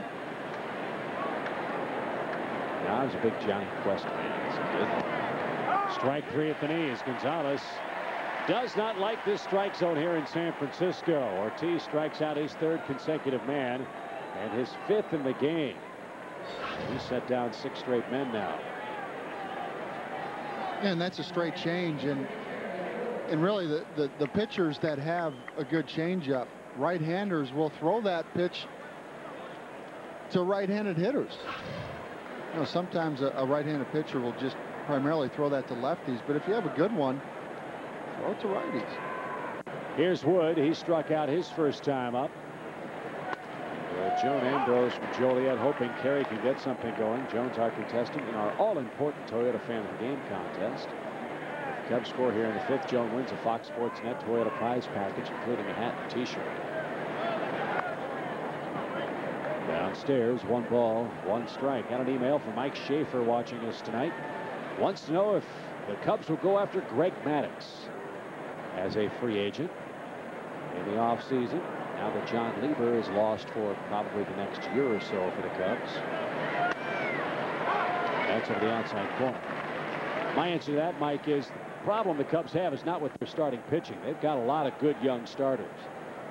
They need bullpen help desperately. They need some folks who can catch the ball consistently, and I don't see the Cubs doling out $10 million for a guy like Greg Maddux, who might even command more than that. Well, I don't think, if one of your strengths, I don't think that you should improve on one of your strengths. As you mentioned, I'd like to see more team speed on this ball club. You know, really pretty much a station-to-station ball club. As you mentioned, I'd like to see better defense. And I really think that, you know, with what they have in place, they are going to score some runs. It has just been an amazingly frustrating year when you look at the team batting average and, you know, where they stand in the National League as far as runs scored. 239 batting average, 477 runs. You know, and with guys that have been productive. I mean, certainly a guy like Mark Bellhorn, you wouldn't have counted on the numbers that he's put up. 18 home runs. You know, Corey Patterson is having a good year, his first year. So I think the pieces are in place for a good ball club down the road. Now, one thing that we encounter from the other broadcasters around baseball when we head to a different city is, how come the Cubs are 16 games under 500? They look at this team on paper and say there's just too much talent for this team to have played this poorly.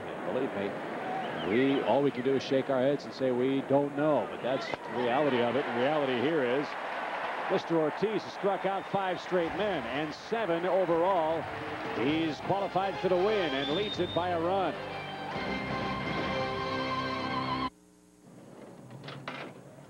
Oh, Lord, won't you buy me a Mercedes-Benz? City light and the lights so bright, shining on my Mercedes-Benz. In your Mercedes-Benz, singing whoa.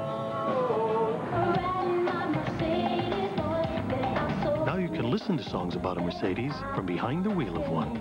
Value unlike any other. Sometimes when we touch, the honesty's too much, and I have to close my eyes and hide. Why do people love Geico?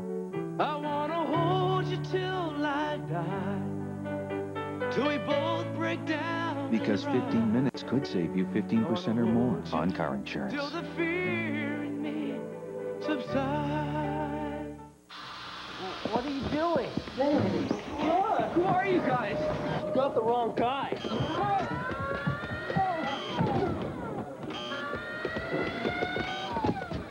Think this is harsh? Well, it's what you do to your car every day. All that stop-and-go driving is torture on your engine. But Pennzoil with Pure Base is formulated to protect against the harshness of all that stopping and starting. Pennzoil, we're driving protection. Get ready for summer with Pennzoil Synthetic, now available at Jiffy Lube, Chicagoland's well-oiled machine. Chicago Cubs baseball is brought to you in part by Aflac. Ask about it at work. Jiffy Lube, Chicago's well-oiled machine. Corona Extra, miles away from the ordinary. And by your local Chicagoland Mercedes-Benz dealers. Beautiful sunset out west here in San Francisco. And the Cubs trail the Giants on a beautiful night for baseball by a 1-0 score. All kinds of fans at the ballpark, including a Pete Toma lookalike here in Pac Bell Park. Very interesting hairdo by the gentleman to our left. Didn't know that one's due could look like a Christmas wreath. Would that be? That's a reverse bowl cut. That's, isn't it? Hey, it's California. What can I tell you? He looks like the Friar, doesn't he? San Diego, good call. Here's Ortiz leading off for the Giants in their half of the 5th. And congratulations to Jane Rauch, or Rookie, or Roke. Sorry, Jane, they don't give us pronunciation guides for these last names, but if you're the Jane from Oak Lawn, Illinois, you just won lunch for 8 from White Hen. To enter the White Hen Wednesdays contest, log on to fsnchicago.com or mail a postcard to Fox Sports Net. Tune in every Wednesday as we pick a winner of the week. Oh, they got good sandwiches there. Had one the other day. Complimentary? No, but hopefully after saying that. Yeah. No doubt. Defensive swing, and that got a piece of the umpire and Todd Hundley. Ortiz stays alive. 1 ball, 2 strikes. Pretty good hitting pitcher. 209 career average. A couple of home runs. 200. If you're a pitcher and you're hitting 200, you're raking. Missed the corner. 2-2. Babe Ruth was the best hitting pitcher I ever saw. Out of play. Hey, Ortiz with a good battle here. Mike Hampton is pretty good too. You know, I was talking to the Giants TV guys. They had a pretty cool idea. You know, as badly as Hampton has struggled on the mound, why not one of his turns between starts, put him in the outfield? As Ortiz down on strikes with breaking ball. That's 7 for Kerry Wood. I mean, he's faster than a lot of their guys, and Lord knows he can hit. Might be able to help the other pitchers win a few games. Yeah, he had 7 home runs last year, and prior to that did not hit a home run. So, decent hitter, but he's in Coors Field. And he threw the ball well last time. And getting back to our question from our fan who asked about whether, first of all, we don't know if Greg Maddux will even be allowed to become a free agent. The Braves may re-sign him. But with regards to Mike Hampton, just personally speaking, if he were to become available, that is a guy that I would seriously consider finding a way to get. I think that getting him out of Coors Field will do wonders for him. Maybe not as quickly as Darryl Kyle of the St. Louis Cardinals. That's a guy that has an incredible work ethic, an incredible competitive spirit. And the fact that he's left-handed doesn't hurt either as Lofton rolls out. In the Central Division, that's job one for Jim Henry as far as the pitching side of the ledger goes. He's got to find some southpaws to neutralize all the left-handed bats in this division. You need a lefty, and really the Cubs, we saw a look at the Cubs' future last night in Steve Smythe. Unfortunately, not a good outing for him in his major league debut, but there's a pitcher that the Cubs are very excited about. But there's no question that, you know, as good as this rotation is, it would be that much better with a left-hander. And I think a guy like Mike Hampton, you do get him out of Coors Field, and he's a different pitcher. And if nothing else, just to change the look, because you think of this Cubs staff: Wood, Pryor, Clement, Lieber, Zambrano, Cruz. They're all power pitchers. So you get something just to change the look of a team for a game. It's going to help everybody out. But obviously with that big contract, don't know if Hampton's going to be made available by the Rockies or not. But he threw the ball pretty well against the Cubs at Wrigley Field. He had been terrible on the road. We won't see him this trip. We will see Denny Nagel Friday. Nagel threw one of the best games as a Rocky as well in Chicago. You know, sometimes those guys like Denny Nagel and, you know, that don't throw particularly hard, they put your offense into a slump. Ground ball off Wood's glove and into center field. Aurelia now with a 9-game hit streak keeps it alive for Jeff Kent with 2 outs. 4 hits for the Giants. And Kent 0 for 1 with a walk. You know, Woody had a play similar to this in Montreal where he took it right off of that elbow. Pretty good effort there. Actually, it looked like it hit him off the Patinsky. The what? Off his rear end, Dave. Here's Kent. Kent popped out in the first inning.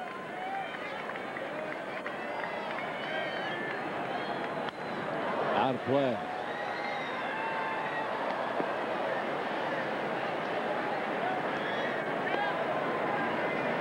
There is not a bad seat in the house in this place, is there? Well, the only thing that upper deck is set pretty far back. But you have a wide open view when you're on left field, upper tank. That's pretty far away. Sounds like someone who's complaining about a scuff on the leather of the new Porsche. That's where Jimmy Bank left tickets for me last night. Ah, I see. There were no tickets to be had in this place. This has been a rock-hard sellout since tickets went on sale. In fact, one of our crew members is an avid sailboat operator. First, the 1-strike pitch to Kent, and that's belted deep to left field. Line drive home run.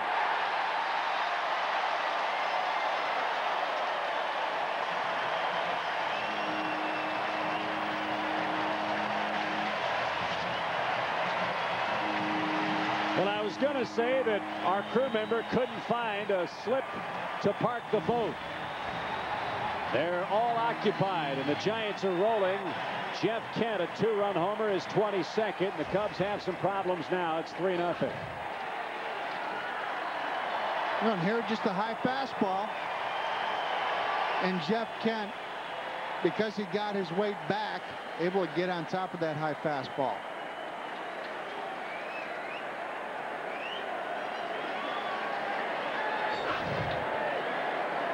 So now a chance for Barry Bonds again. Let's see if the Cubs put the shift on. They do. So everybody hooting and hollering for Kent. What's most exciting them now is the Giants lead, and Bonds gets another crack. Good cut. Mano a mano. Strike 1 to Bonds.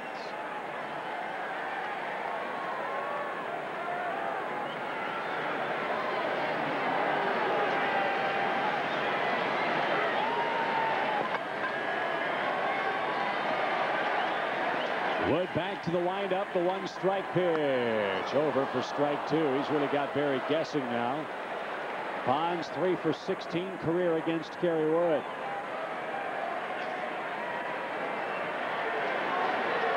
The 0-2. Fastball line to right.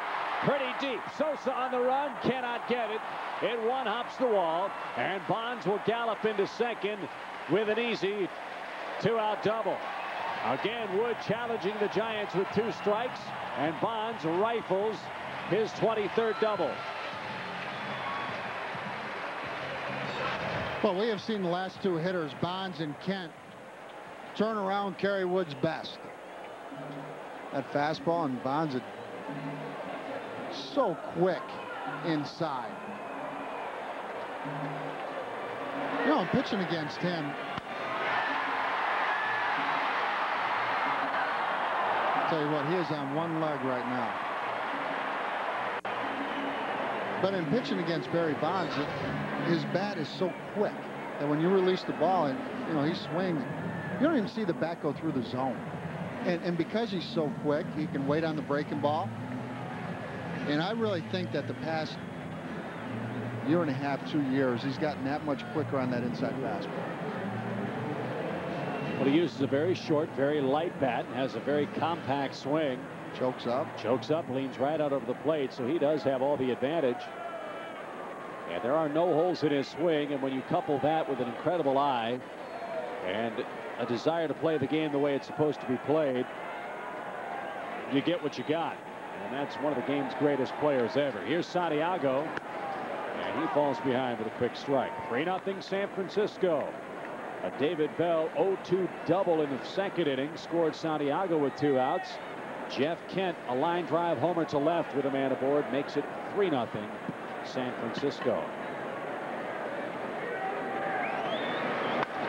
Hot shot on a breaking ball. Diving play, Miller. That's a run saver.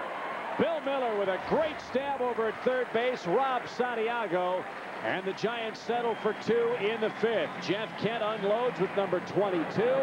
After 5, it's the Giants 3, the Cubs 0.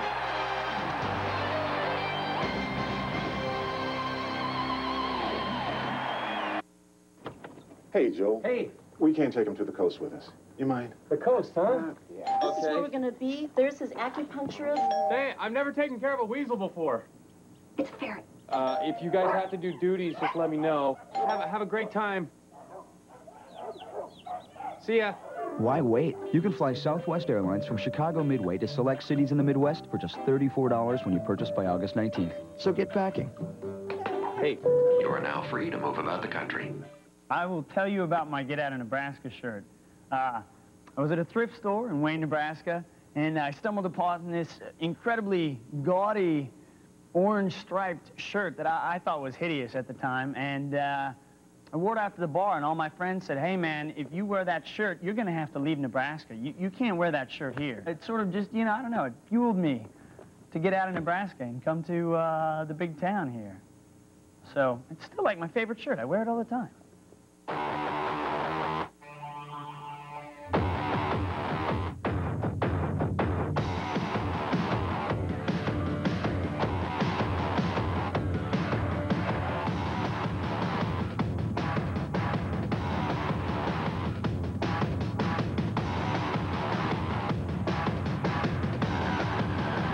Toyota Camry, much more than you imagine for much less than you think.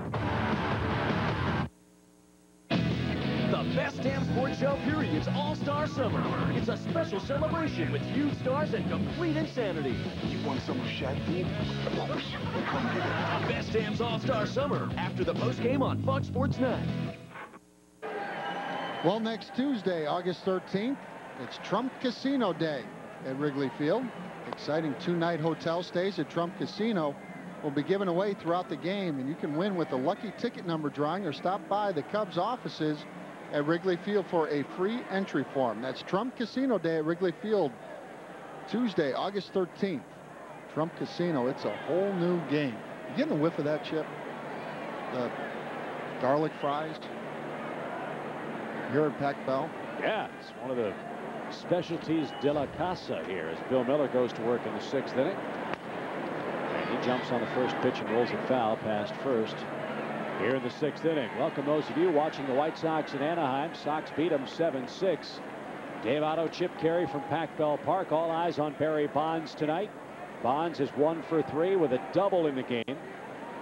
Jeff Kent moments ago hit a 2-run homer in the 5th to build a 3-0 lead for San Francisco. The Cubs offense only 1 hit tonight against Russ Ortiz.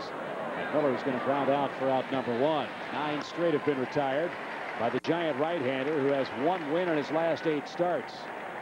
And sporting a 6.5 earned run average against the Cubs in his lifetime work in the major leagues. Here's Sosa. He has the only hit. Kerry Wood starting for the Cubs tonight. Has struck out 7 men. He's surrendered 6 hits. But nothing happening with the Cubs bats. Drastic departure from what we saw in game 1 of the series. Last night the Cubs pounded out 10 runs, 14 hits. But 2 very costly errors cost him the game. And really the Cubs let Ortiz off the hook in the first couple of innings where he was wild. 3 walks through 3 innings and falling behind in the count. And now all of a sudden he's throwing strikes and changing speeds, and by being able to get that breaking ball over now, he's getting some swings on that high fastball, which is really his bread and butter. And you hate to spread the word. Every major league team scouts via game tape, but honesty compels you. This Cub team is not a good off-speed hitting team. They are geared for the fastball. You can pull a string, you can have some luck. Sosa flies that one to right center field. Circuitous route by Sanders. At 10 in a row have been retired. 2 outs in the 6th. Ortiz had 55 pitches through 3 innings. He's got 33 since.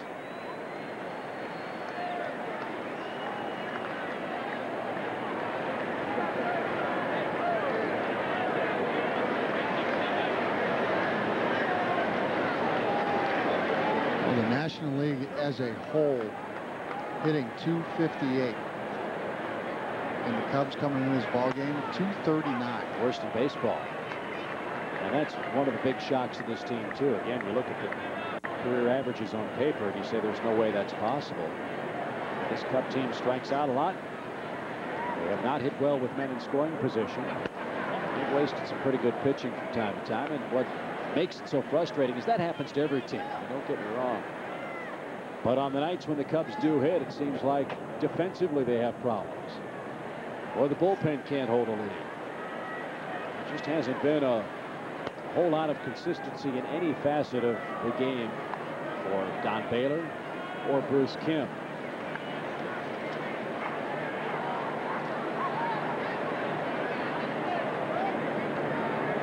Cubs are 13-13 under the interim manager. Hot shot toward the third baseman playing in the shortstop hole. The Giants put a shift on for McGriff. 11 men up, 11 men down. Ortiz has a 1-hitter through 6 innings, and he's done it with 91 pitches.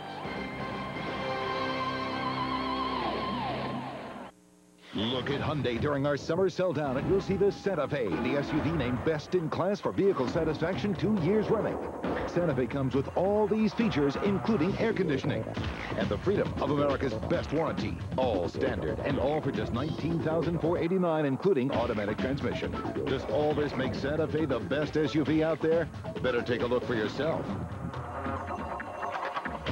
Hurry to get the best selection on the best-in-class Hyundai Santa Fe now. The last word with Jim Rome. Sports talk will never be the same. A lot of smack, a lot of controversy. Oh, wait, there's more. I am all over this. I am all over that. The last word. Big Bang. Sports talk, as you know it. Weeknights on Fox Sports Net. The best damn sports show period's All-Star Summer. It's a special celebration featuring Shaquille O'Neal, Barry Bonds, Sammy Sosa, Kurt Warner, Keyshawn Johnson, Jeff Gordon, Matt Damon, The Counting Crows, and The Rock. I am so freaking excited, man. It's an outrageous summer-long spectacular. You want some of Shaq, fool? Huge stars, complete insanity. Best Dam's All-Star Summer after the postgame on Fox Sports Net.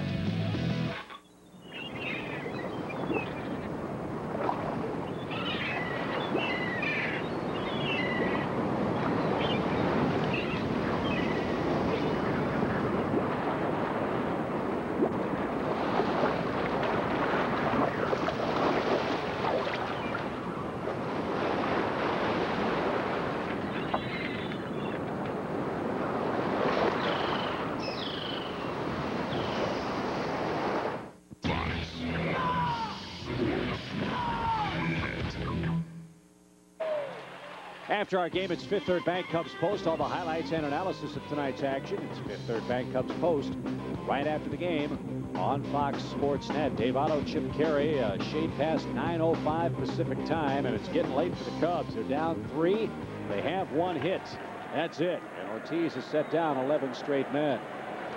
Here it's J.T. Snow, and he has a big cut and miss at strike 1. Wood hasn't pitched all that badly. He's made a couple of 2-strike mistakes. But your offense gives you 1 hit with which to work. You've got big problems no matter how well you pitch. And that's the story here tonight. Little soft ground ball to Bellhorn. Marked in and up. And Snow is 0 for 2. Well, the Giants have to be delighted with what Ortiz has done tonight, Dave. Again, he's 7 and 8 this year.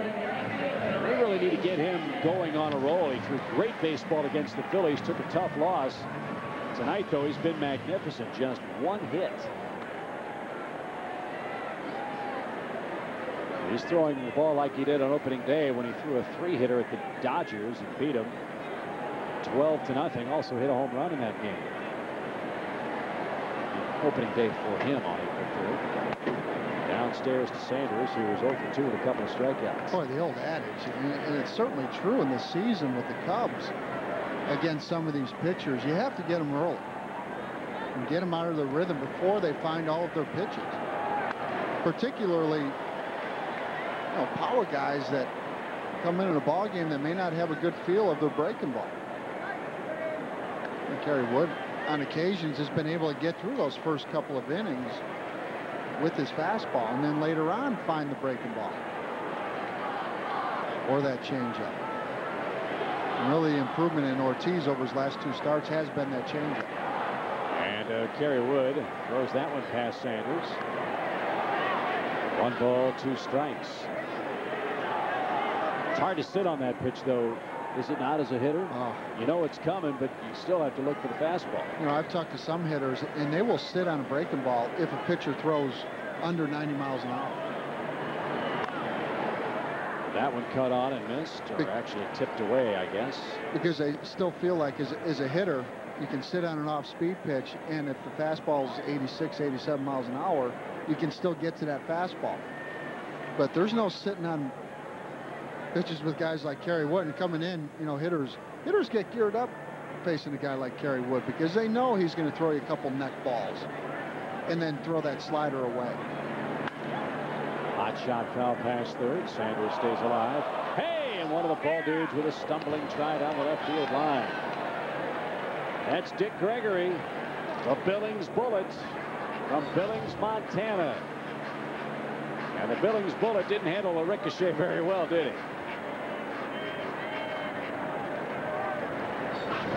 Dick, a former halfback for the Chicago Bears. Okay. Yeah.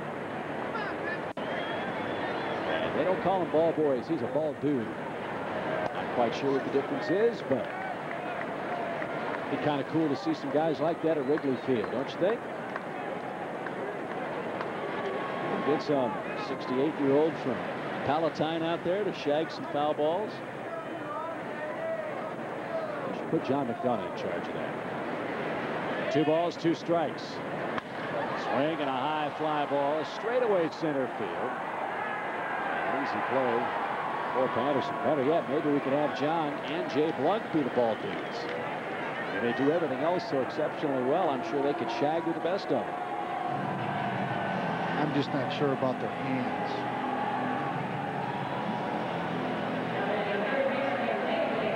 Hey, all you defensively. Have to do is just play it on the carom, man. Hey, how about last night? Juan Cruz guarding. Exceptionally bad bullpen guarding. Almost got Benny Cadahia killed up. Here's Bell. Good cut, strike 1. Well, we haven't seen any bullpen activity from either side here tonight, but I imagine if there is, Juan Cruz isn't going to be the guy. Yeah, ground ball eluded him and hit Benny Cadahia, the Cubs' fine bullpen catcher, right in the heel. Bell pops that up. Will it stay in play for Todd or Fred? Let's see. It'll be Hundley, and he makes the basket catch, and that'll retire the side. Wood has a 1-2-3-6. And now to the 7th we go. Alou Patterson and Todd Hundley will try to get something going against a one-hit wonder, Russ Ortiz of the Giants. It's a showdown on the south side. Konerko and the White Sox. Erstad and the Angels. White Sox, Angels, tomorrow at 6:30 on Fox Sports Net. We've had a great year, but next year, I want more. More flirting. More time off. More money. Not for me, I'm rolling in it for you guys. And more fun. All those in favor, say yeah, baby. Please drink responsibly.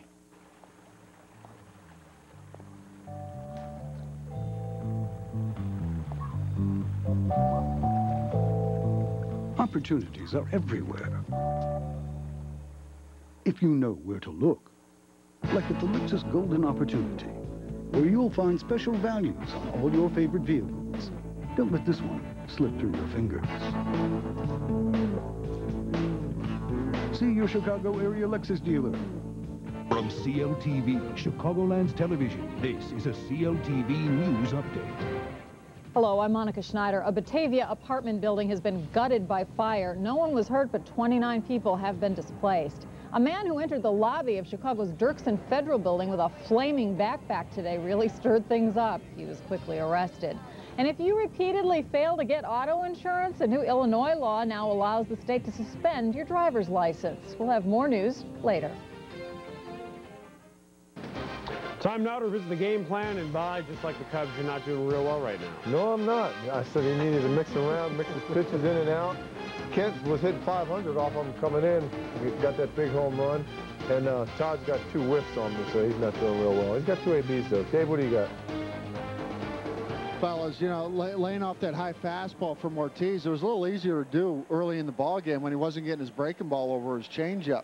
But now that he's getting that over, he's getting a couple swings on pitches out of the zone with these Cubs. And my second key, take care of the top. You know, you get so keyed in on Barry Bonds, but the guys ahead of Barry Bonds have hurt the Cubs and Kerry Wood tonight. Jeff Kent with that 2-run home run, and before that, Aurelia with the base hit to get on for Kent's 2-run home run. You're right. The top 3 hitters, 3 for 8 for the Giants. They've scored 2 of the 3 runs. They've knocked in 2 of the 3 runs. Kent also has 1 of the 2 walks. Kerry has surrendered tonight, so the top of the order has been poisoned in front of Barry Bonds. Now in the 7th we go with Alou leading off. 11 straight Cubs have been set down by Ortiz, who comes in with 93 pitches, and 94 is caught it short. Rich Aurelia makes the grab. 12 up, 12 down.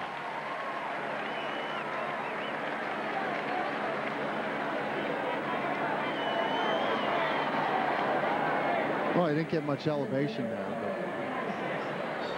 but almost like a hockey player jumping. But he got enough.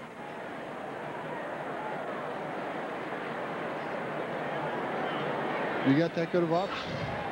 I don't think you could slide a sheet of paper under my feet. Here's Patterson. His 8-game hit streak on the line tonight. He's 0 for 2. And he takes a strike.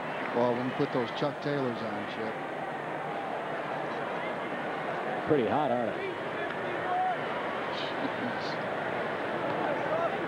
Well, Juan Cruz doesn't have to protect the catcher. He's up. Patterson down 2 quick strikes. Boy, you made a good point. Cubs had a chance to get Ortiz early, and they didn't. You know, and a guy like Corey Patterson, who's a low ball hitter, not a high ball hitter, has to lay off that high fastball. No balls, 2 strikes. And they will climb the ladder on him. Missed with it, though. Wind blowing out toward McCovey Cove, where one of the fans has some radio problems. John Miller would sound great underwater, too. 1-2. Lined up the middle, he hung a breaking ball, and there's the first Cub hit since the first inning. There's a start. Here's Todd Hundley. So a 9-game hit streak for Corey Patterson. Ortiz made a mistake. Let's see if Todd can cash it in here and bring the Cubs to within a run. And there's that high breaking ball, hit the hangers. Boy, Ortiz, the only other pitcher I can think of that really short arms like that is Keith Folt. Here's Hundley. Todd has struck out swinging twice.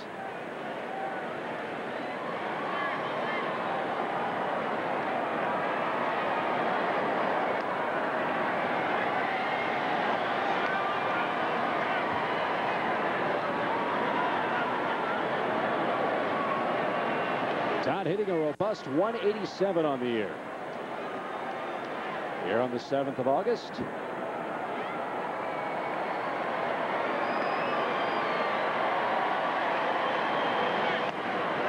At the knees, that changeup. What a difference that has made for him. Hundley can't believe that was called a strike at the knees. 0-1 you count.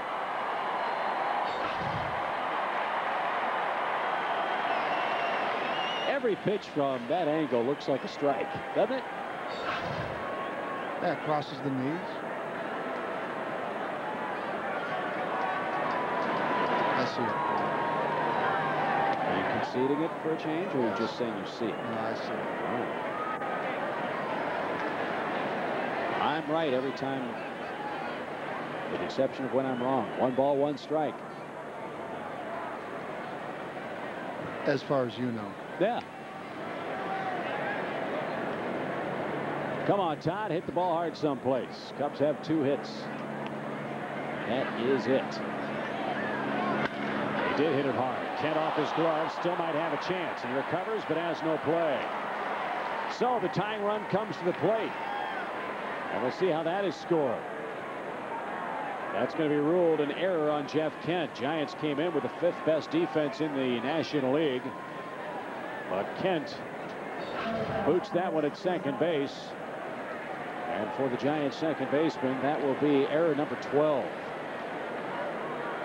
Well, I tell you what, that was a good piece of hitting right there by Todd, because there's that changeup. And we have seen him out in front of those breaking balls and changeups. That time he stayed back. 101 pitches now for Ortiz, and here's Gonzalez. He's walked and struck out. Giants looking for a ground ball here. If I'm pitching against Alex, I don't throw him anything on the inner half of the plate. Until he shortens his swing and tries to hit the ball to right field, that's where I live. You know, I've overheard pitchers talk, about how to attack Gonzo, and one of the things they will do is show him inside and then work the breaking ball away. Like that. He pops it up into straightaway center field. Lofton will make the grab. Patterson is going to tag, and Lofton will concede third base. Cubs have runners at the corners now with 2 out, and let's see, is Kerry Wood going to be brought back? Yes, he is, and dejectedly tosses the helmet and the jacket, throws the batting gloves away. He wanted to help himself, but he's taken out of the ball game, trailing by 3. And down the tunnel goes Wood. Roosevelt Brown, first man summoned off the bench. Wood goes 6 innings. 3 runs earned, 6 hits, 2 walks, 7 strikeouts, and a home run ball with 93 pitches. No, and that is such a tough decision for Bruce Kim to make.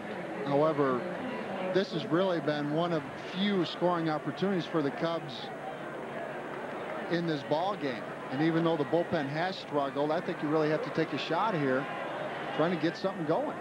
There are, however, 2 outs. Wood, I'm sure, thinking, look, I can be my own relief pitcher. His pitch count is down tonight.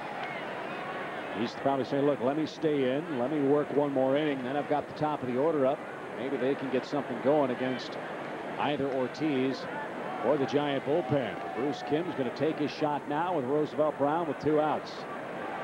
First and third. Cubs down 3. Ball low and away. But you really have to treat this ball game as an 8-inning ball game, because you have one of the premier closers for the Giants in Rob Nett. So you take your shot right here. And certainly would love to see Kerry Wood remain in this ball game because he has thrown the ball well. But with the offense struggling the way it is, hey, take a shot right here. And as of late, Rosie Brown is swinging the bat fairly well. 3-hit game about a week ago. Troy Brohan is up in the Giant pen. If Brown reaches, they might turn Bellhorn around. That swing, it won't be a successful at bat. 1 ball, 1 strike. The bottom drops out.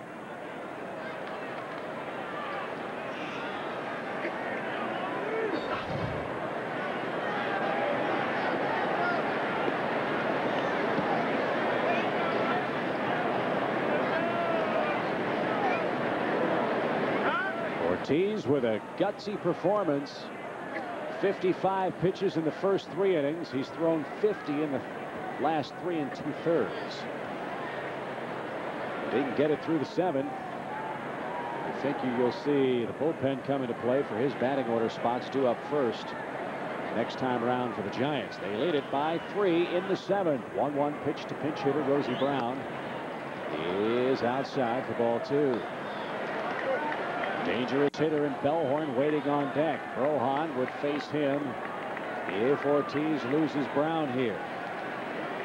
Cubs with 2 hits. Another man in scoring position here in the 7th.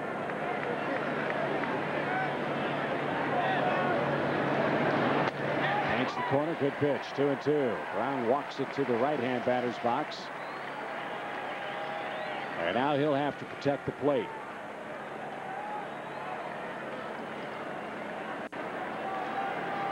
Jeff Kentzer opened the door for the Cubs to tie it. Can Rosie Brown answer the call here in the 7th? And here's that big breaking ball. Sit on it and rip it. 2-2. In the dirt. Count full now. Hundley will be off and running with 2 outs.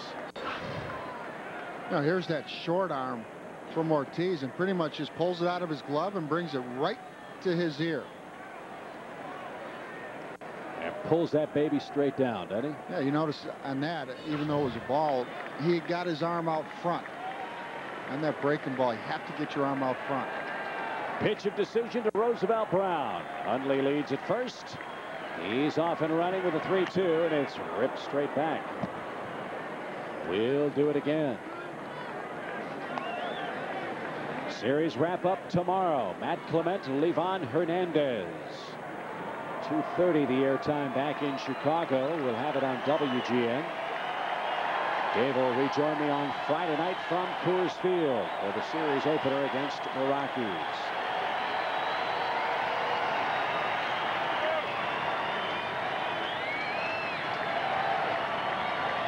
Three-two. Good at bat continues for Roosevelt Brown here.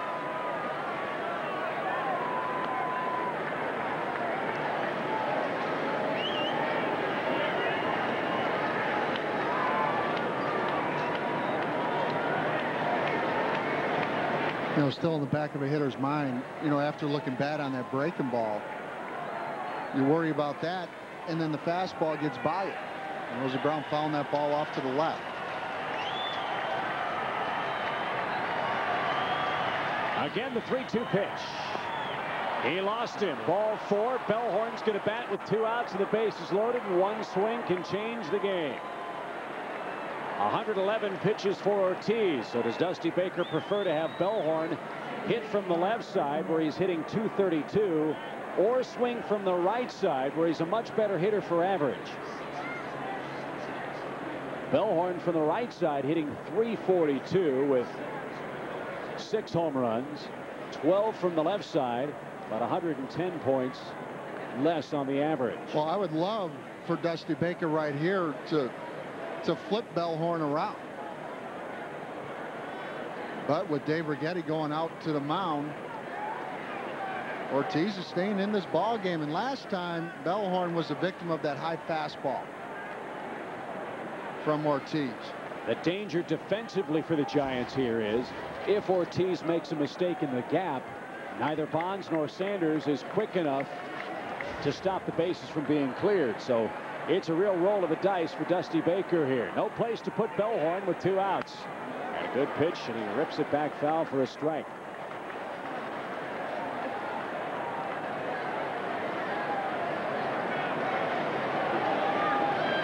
Best chance of the night for the Cubs. A single, an error, and a walk.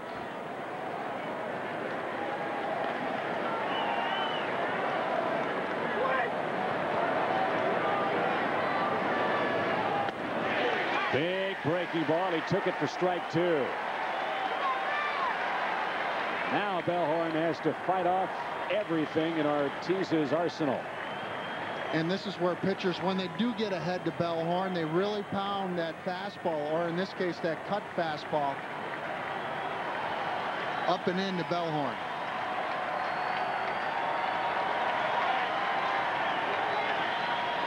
Nothing in 2. Good stop, Santiago. Lo and behold, after 15 big league years, still smothers that ball with the best of them. He saved a run there. You know, and the reason why he's able to do that is it really sits up fairly high. And by setting up that high, you're able to get your rear end down and get in front of it. Pitch number 115 of the game. 1-2 to Bellhorn. Will they dare to throw him a fastball? They did, and he rolls it to the right side. Snow Fields flips to the pitcher. Close play and in time. And that retires the side. Cubs leave them loaded in the 7th. Time to stretch in San Francisco. 3-0 Giants. Miller Beer and Fox Sports Net would like to salute rookies in St. Charles. Come in and taste Fox Valley's best burgers.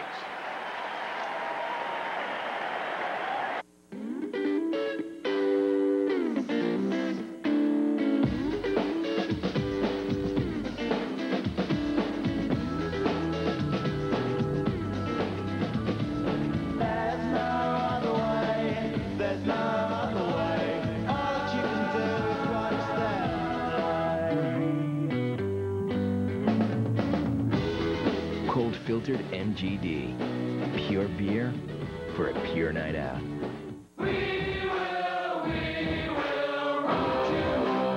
Ford authorized clearance.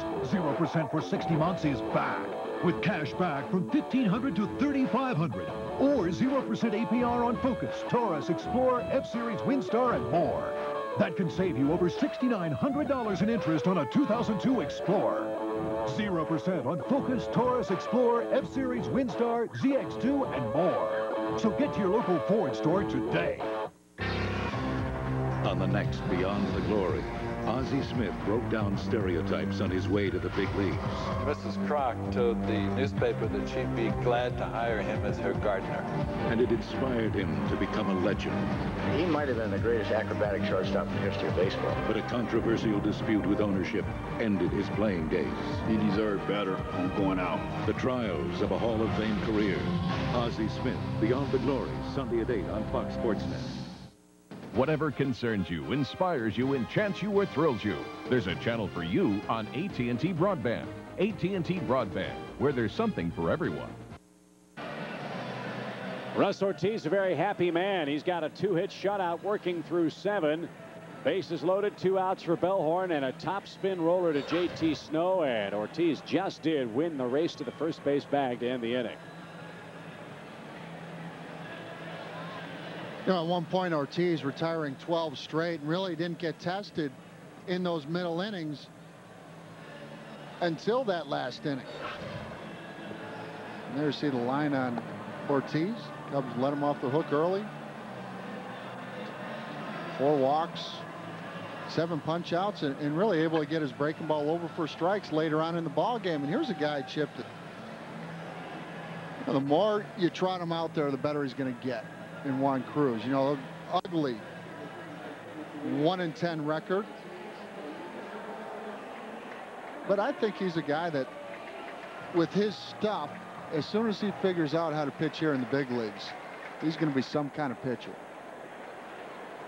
Well, he's going to face Pedro Feliz here in the Giants half of the 7th. Ortiz's night is done. 7 innings, no runs, 2 hits. The one blemish, the 4 walks. He did strike out 7, as Dave mentioned, retired 12 straight at one point in this ball game, and he's in line to go to 8-8. Here's Pedro Feliz. He may be one of the Giants' solutions at third base next season if indeed Jeff Kent leaves. And David Bell moves as expected over to second base. This kid's got very impressive minor league slugging credentials. Hasn't gotten a whole lot of consistent playing time at the big league level, however. Bond misses outside with a slider to even up the count. Well, the Giants were really high on Feliz after that 2000 season in AAA, where 33 home runs in the PCL, 105 RBIs, but really hasn't seen that consistent playing time. At the knees for a strike. News off the wire today. Major League Baseball's players have agreed to steroid testing in the game of baseball. That was something no one ever thought would come about. As Feliz takes strike 3, leading off the 7th inning. That proposal will start next year. Players will be subjected to 1 or more unannounced tests next year to determine the level of steroid use in the game. If the survey showed insignificant use, a second round of tests would be set up in 2004 to verify the results. If more than 5% of the tests are positive, players will be randomly tested for 2 years. No penalties, if any, would have been announced as far as the testing would be concerned. But I think this is a great step by the union and owners and the players themselves. Fans deserve to know that their game is clean and the records that are being set are being done by players who are not doing so by chemical enhancement. Well, not only hopefully will it, I think the most important issue there is players' lives. Sure. And their health. But also, as you mentioned, if there is steroid use, that hopefully will level the playing field. 0-2 to Kenny Lofton, who's 1 for 3 in the game and has a modest 3-game hit streak with the Giants. This game has been Russ Ortiz. He has held the Cubs at bay here tonight. A hanging breaking ball, and Lofton has a 2-hit game. Leading by 3. Let's see if Lofton is off and running in front of Aurelia, Kent, and Bonds, who are coming up next.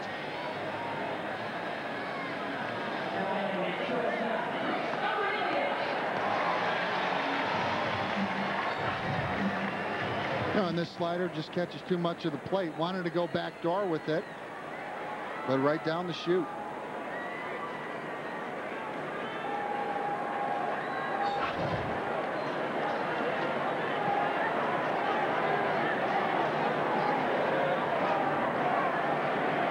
Aurelia singled and scored ahead of the Kent homer last time up. He shows a bunt and takes downstairs, ball 1.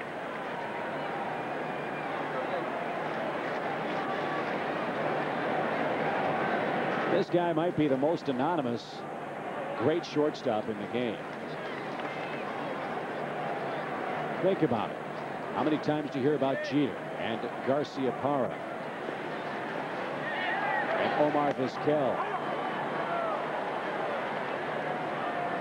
and Tejada out in Oakland and A-Rod and Rafael Furcal and Ray Ordonez and Jimmy Rollins and Edgar Renteria and Barry Larkin.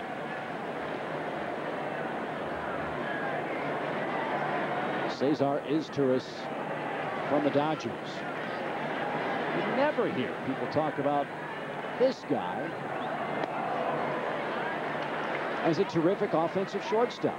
Well, I mean, defensively, he's not blessed with as great of range as some of those shortstops. I'm talking offensively only. Offensively, my goodness, you look at the, 37 home runs last year.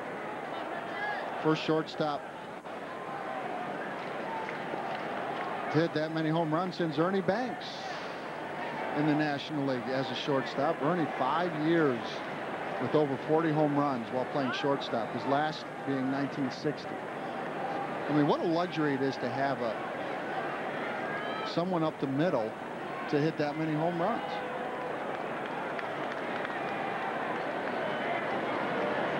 Brian Runke slowing the pace down here. And there's a looping fly ball to left. Alou, a good jump. Moises puts away that drive. 4 out, number 2. Long throw back to first. And it's off McGriff's glove. Very nearly, the Cubs caught Lofton in a long double play. Heck of a throw from Alou in left. 2 men down. Well, he had all his momentum going that way, and Kenny Lofton with the, almost going beyond halfway. This is going to sound like sacrilege. Let me ask you your opinion. It's clear Alou is much more accurate and has a much stronger throwing arm than Sammy Sosa at this time. Has the time come to consider putting Sosa in left for the Cubs? Well, Moises Alou has played some right field in years past. Tell you what, that's not a bad idea. They haven't thought that through, but you always want to have your strongest arm in right field. Strike 1 to Jeff Kent, whose 2-run homer broke open a 1-0 Giant game. And I don't think that Sammy is throwing the ball as well as he did last year. Now, whether that has anything to do with some of the injuries they had a couple years back. He had a bad elbow. Just something to chew on, just something to think about.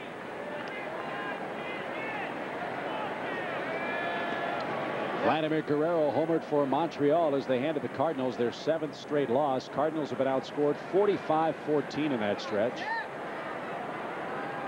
And they have now a 1-game lead over Houston. The Astros were victorious over the Marlins 7-2 tonight. Roy Oswalt, if memory serves, was the Houston starting pitcher in that game.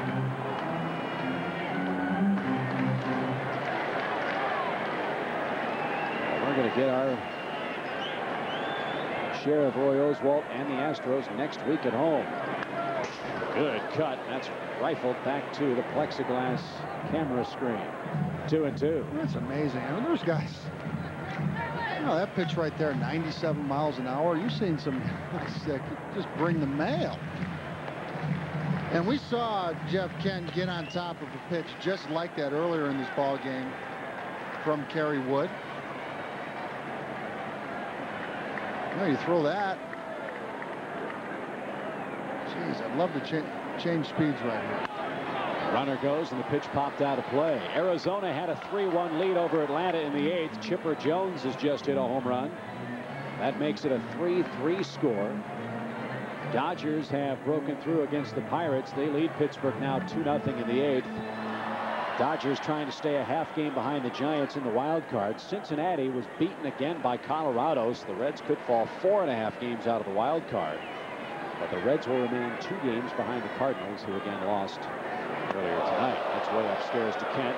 3-2 with Bonds waiting next. The crowd boos. Crowd of 41,408, but Cruz just didn't get enough bite on the breaking ball that time. Watch how he flies open here.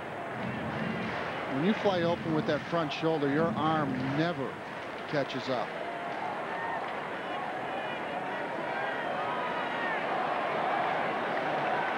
Throw that changeup. Runner again goes, and Kent waves and misses. Cruz works a scoreless 7th. And now we go to the 8th inning. Miller, Sosa, and McGriff will try to get something done against this Giant bullpen, which is the 2nd best bullpen in the National League this year. Southwest Airlines, bringing people together with low fares and frequent flights. Call 1-800-I-FLY-SWA or visit southwest.com. Southwest Airlines, official airline of the Chicago Cubs.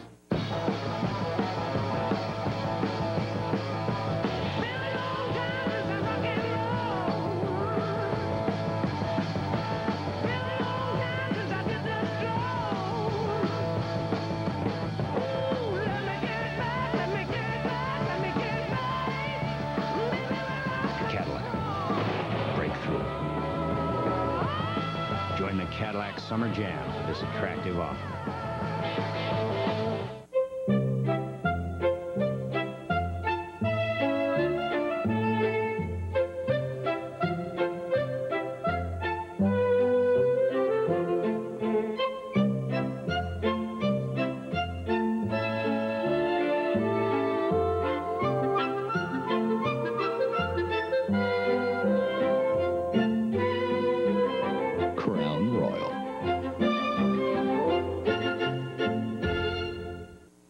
597 and the Mechanical Contractors Association are taking on tomorrow. Union contractors provide training that gives piping professionals the edge in today's and tomorrow's construction and service markets. They pay top dollar for skilled HVAC service technicians and provide benefits for a secure future. If you're not being paid what you're worth or just deciding on a career, take a look at a career in the union piping industry. Local 597 and the MCA taking on tomorrow.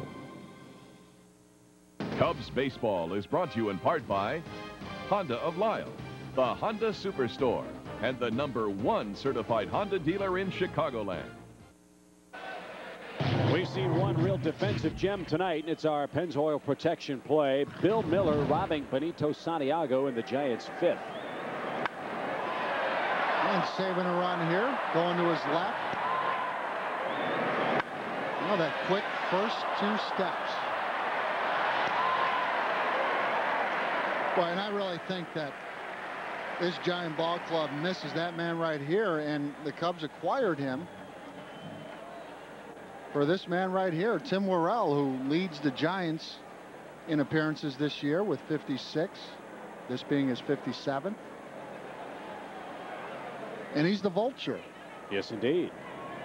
He and Tony Fiore of the Minnesota Twins are the only men in baseball with 8 wins out of the bullpen.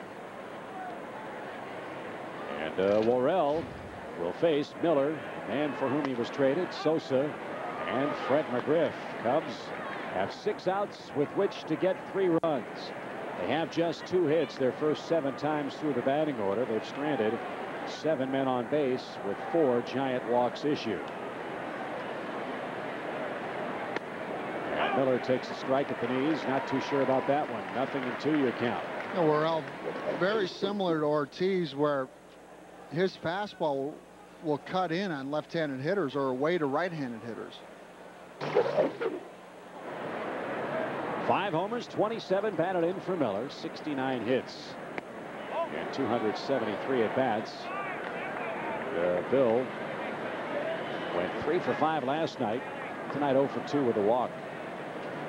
The story of this game was written in the middle innings when Ortiz started his string of 12 straight Cubs retired. That took him from the end of the 3rd to the top of the 7th. The breaking ball just missed. 2 balls, 2 strikes. Again, the Giants bullpen 2nd in the National League behind the Atlanta Braves. Giant bullpen, 21 wins, 12 losses, and 29 saves. And it's anchored by Rob Nen, who saved number 300 last night, became the youngest man in baseball history to reach that milestone at the tender young age of 32.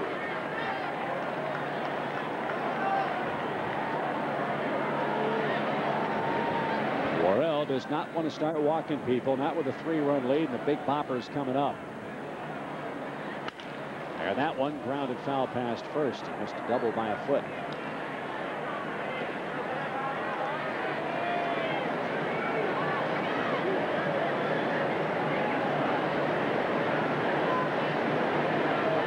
And that's why you really have to treat this as an 8-inning ball game with that man.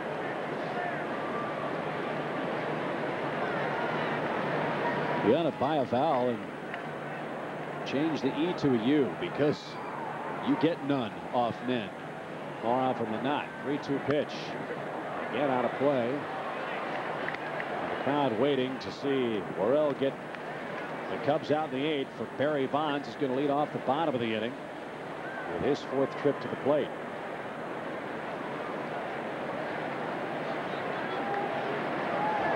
No, he had a string. Bonds leading up to his 500th home run. He was about 0 for 21. Well, Wood just overpowered him tonight. Got him to fly to left. Ball that nearly reached the seats. Struck him out with a curveball, and then Bonds touched him up for a double, but still carried through the ball very well against Bonds and the rest of the Giants tonight. 7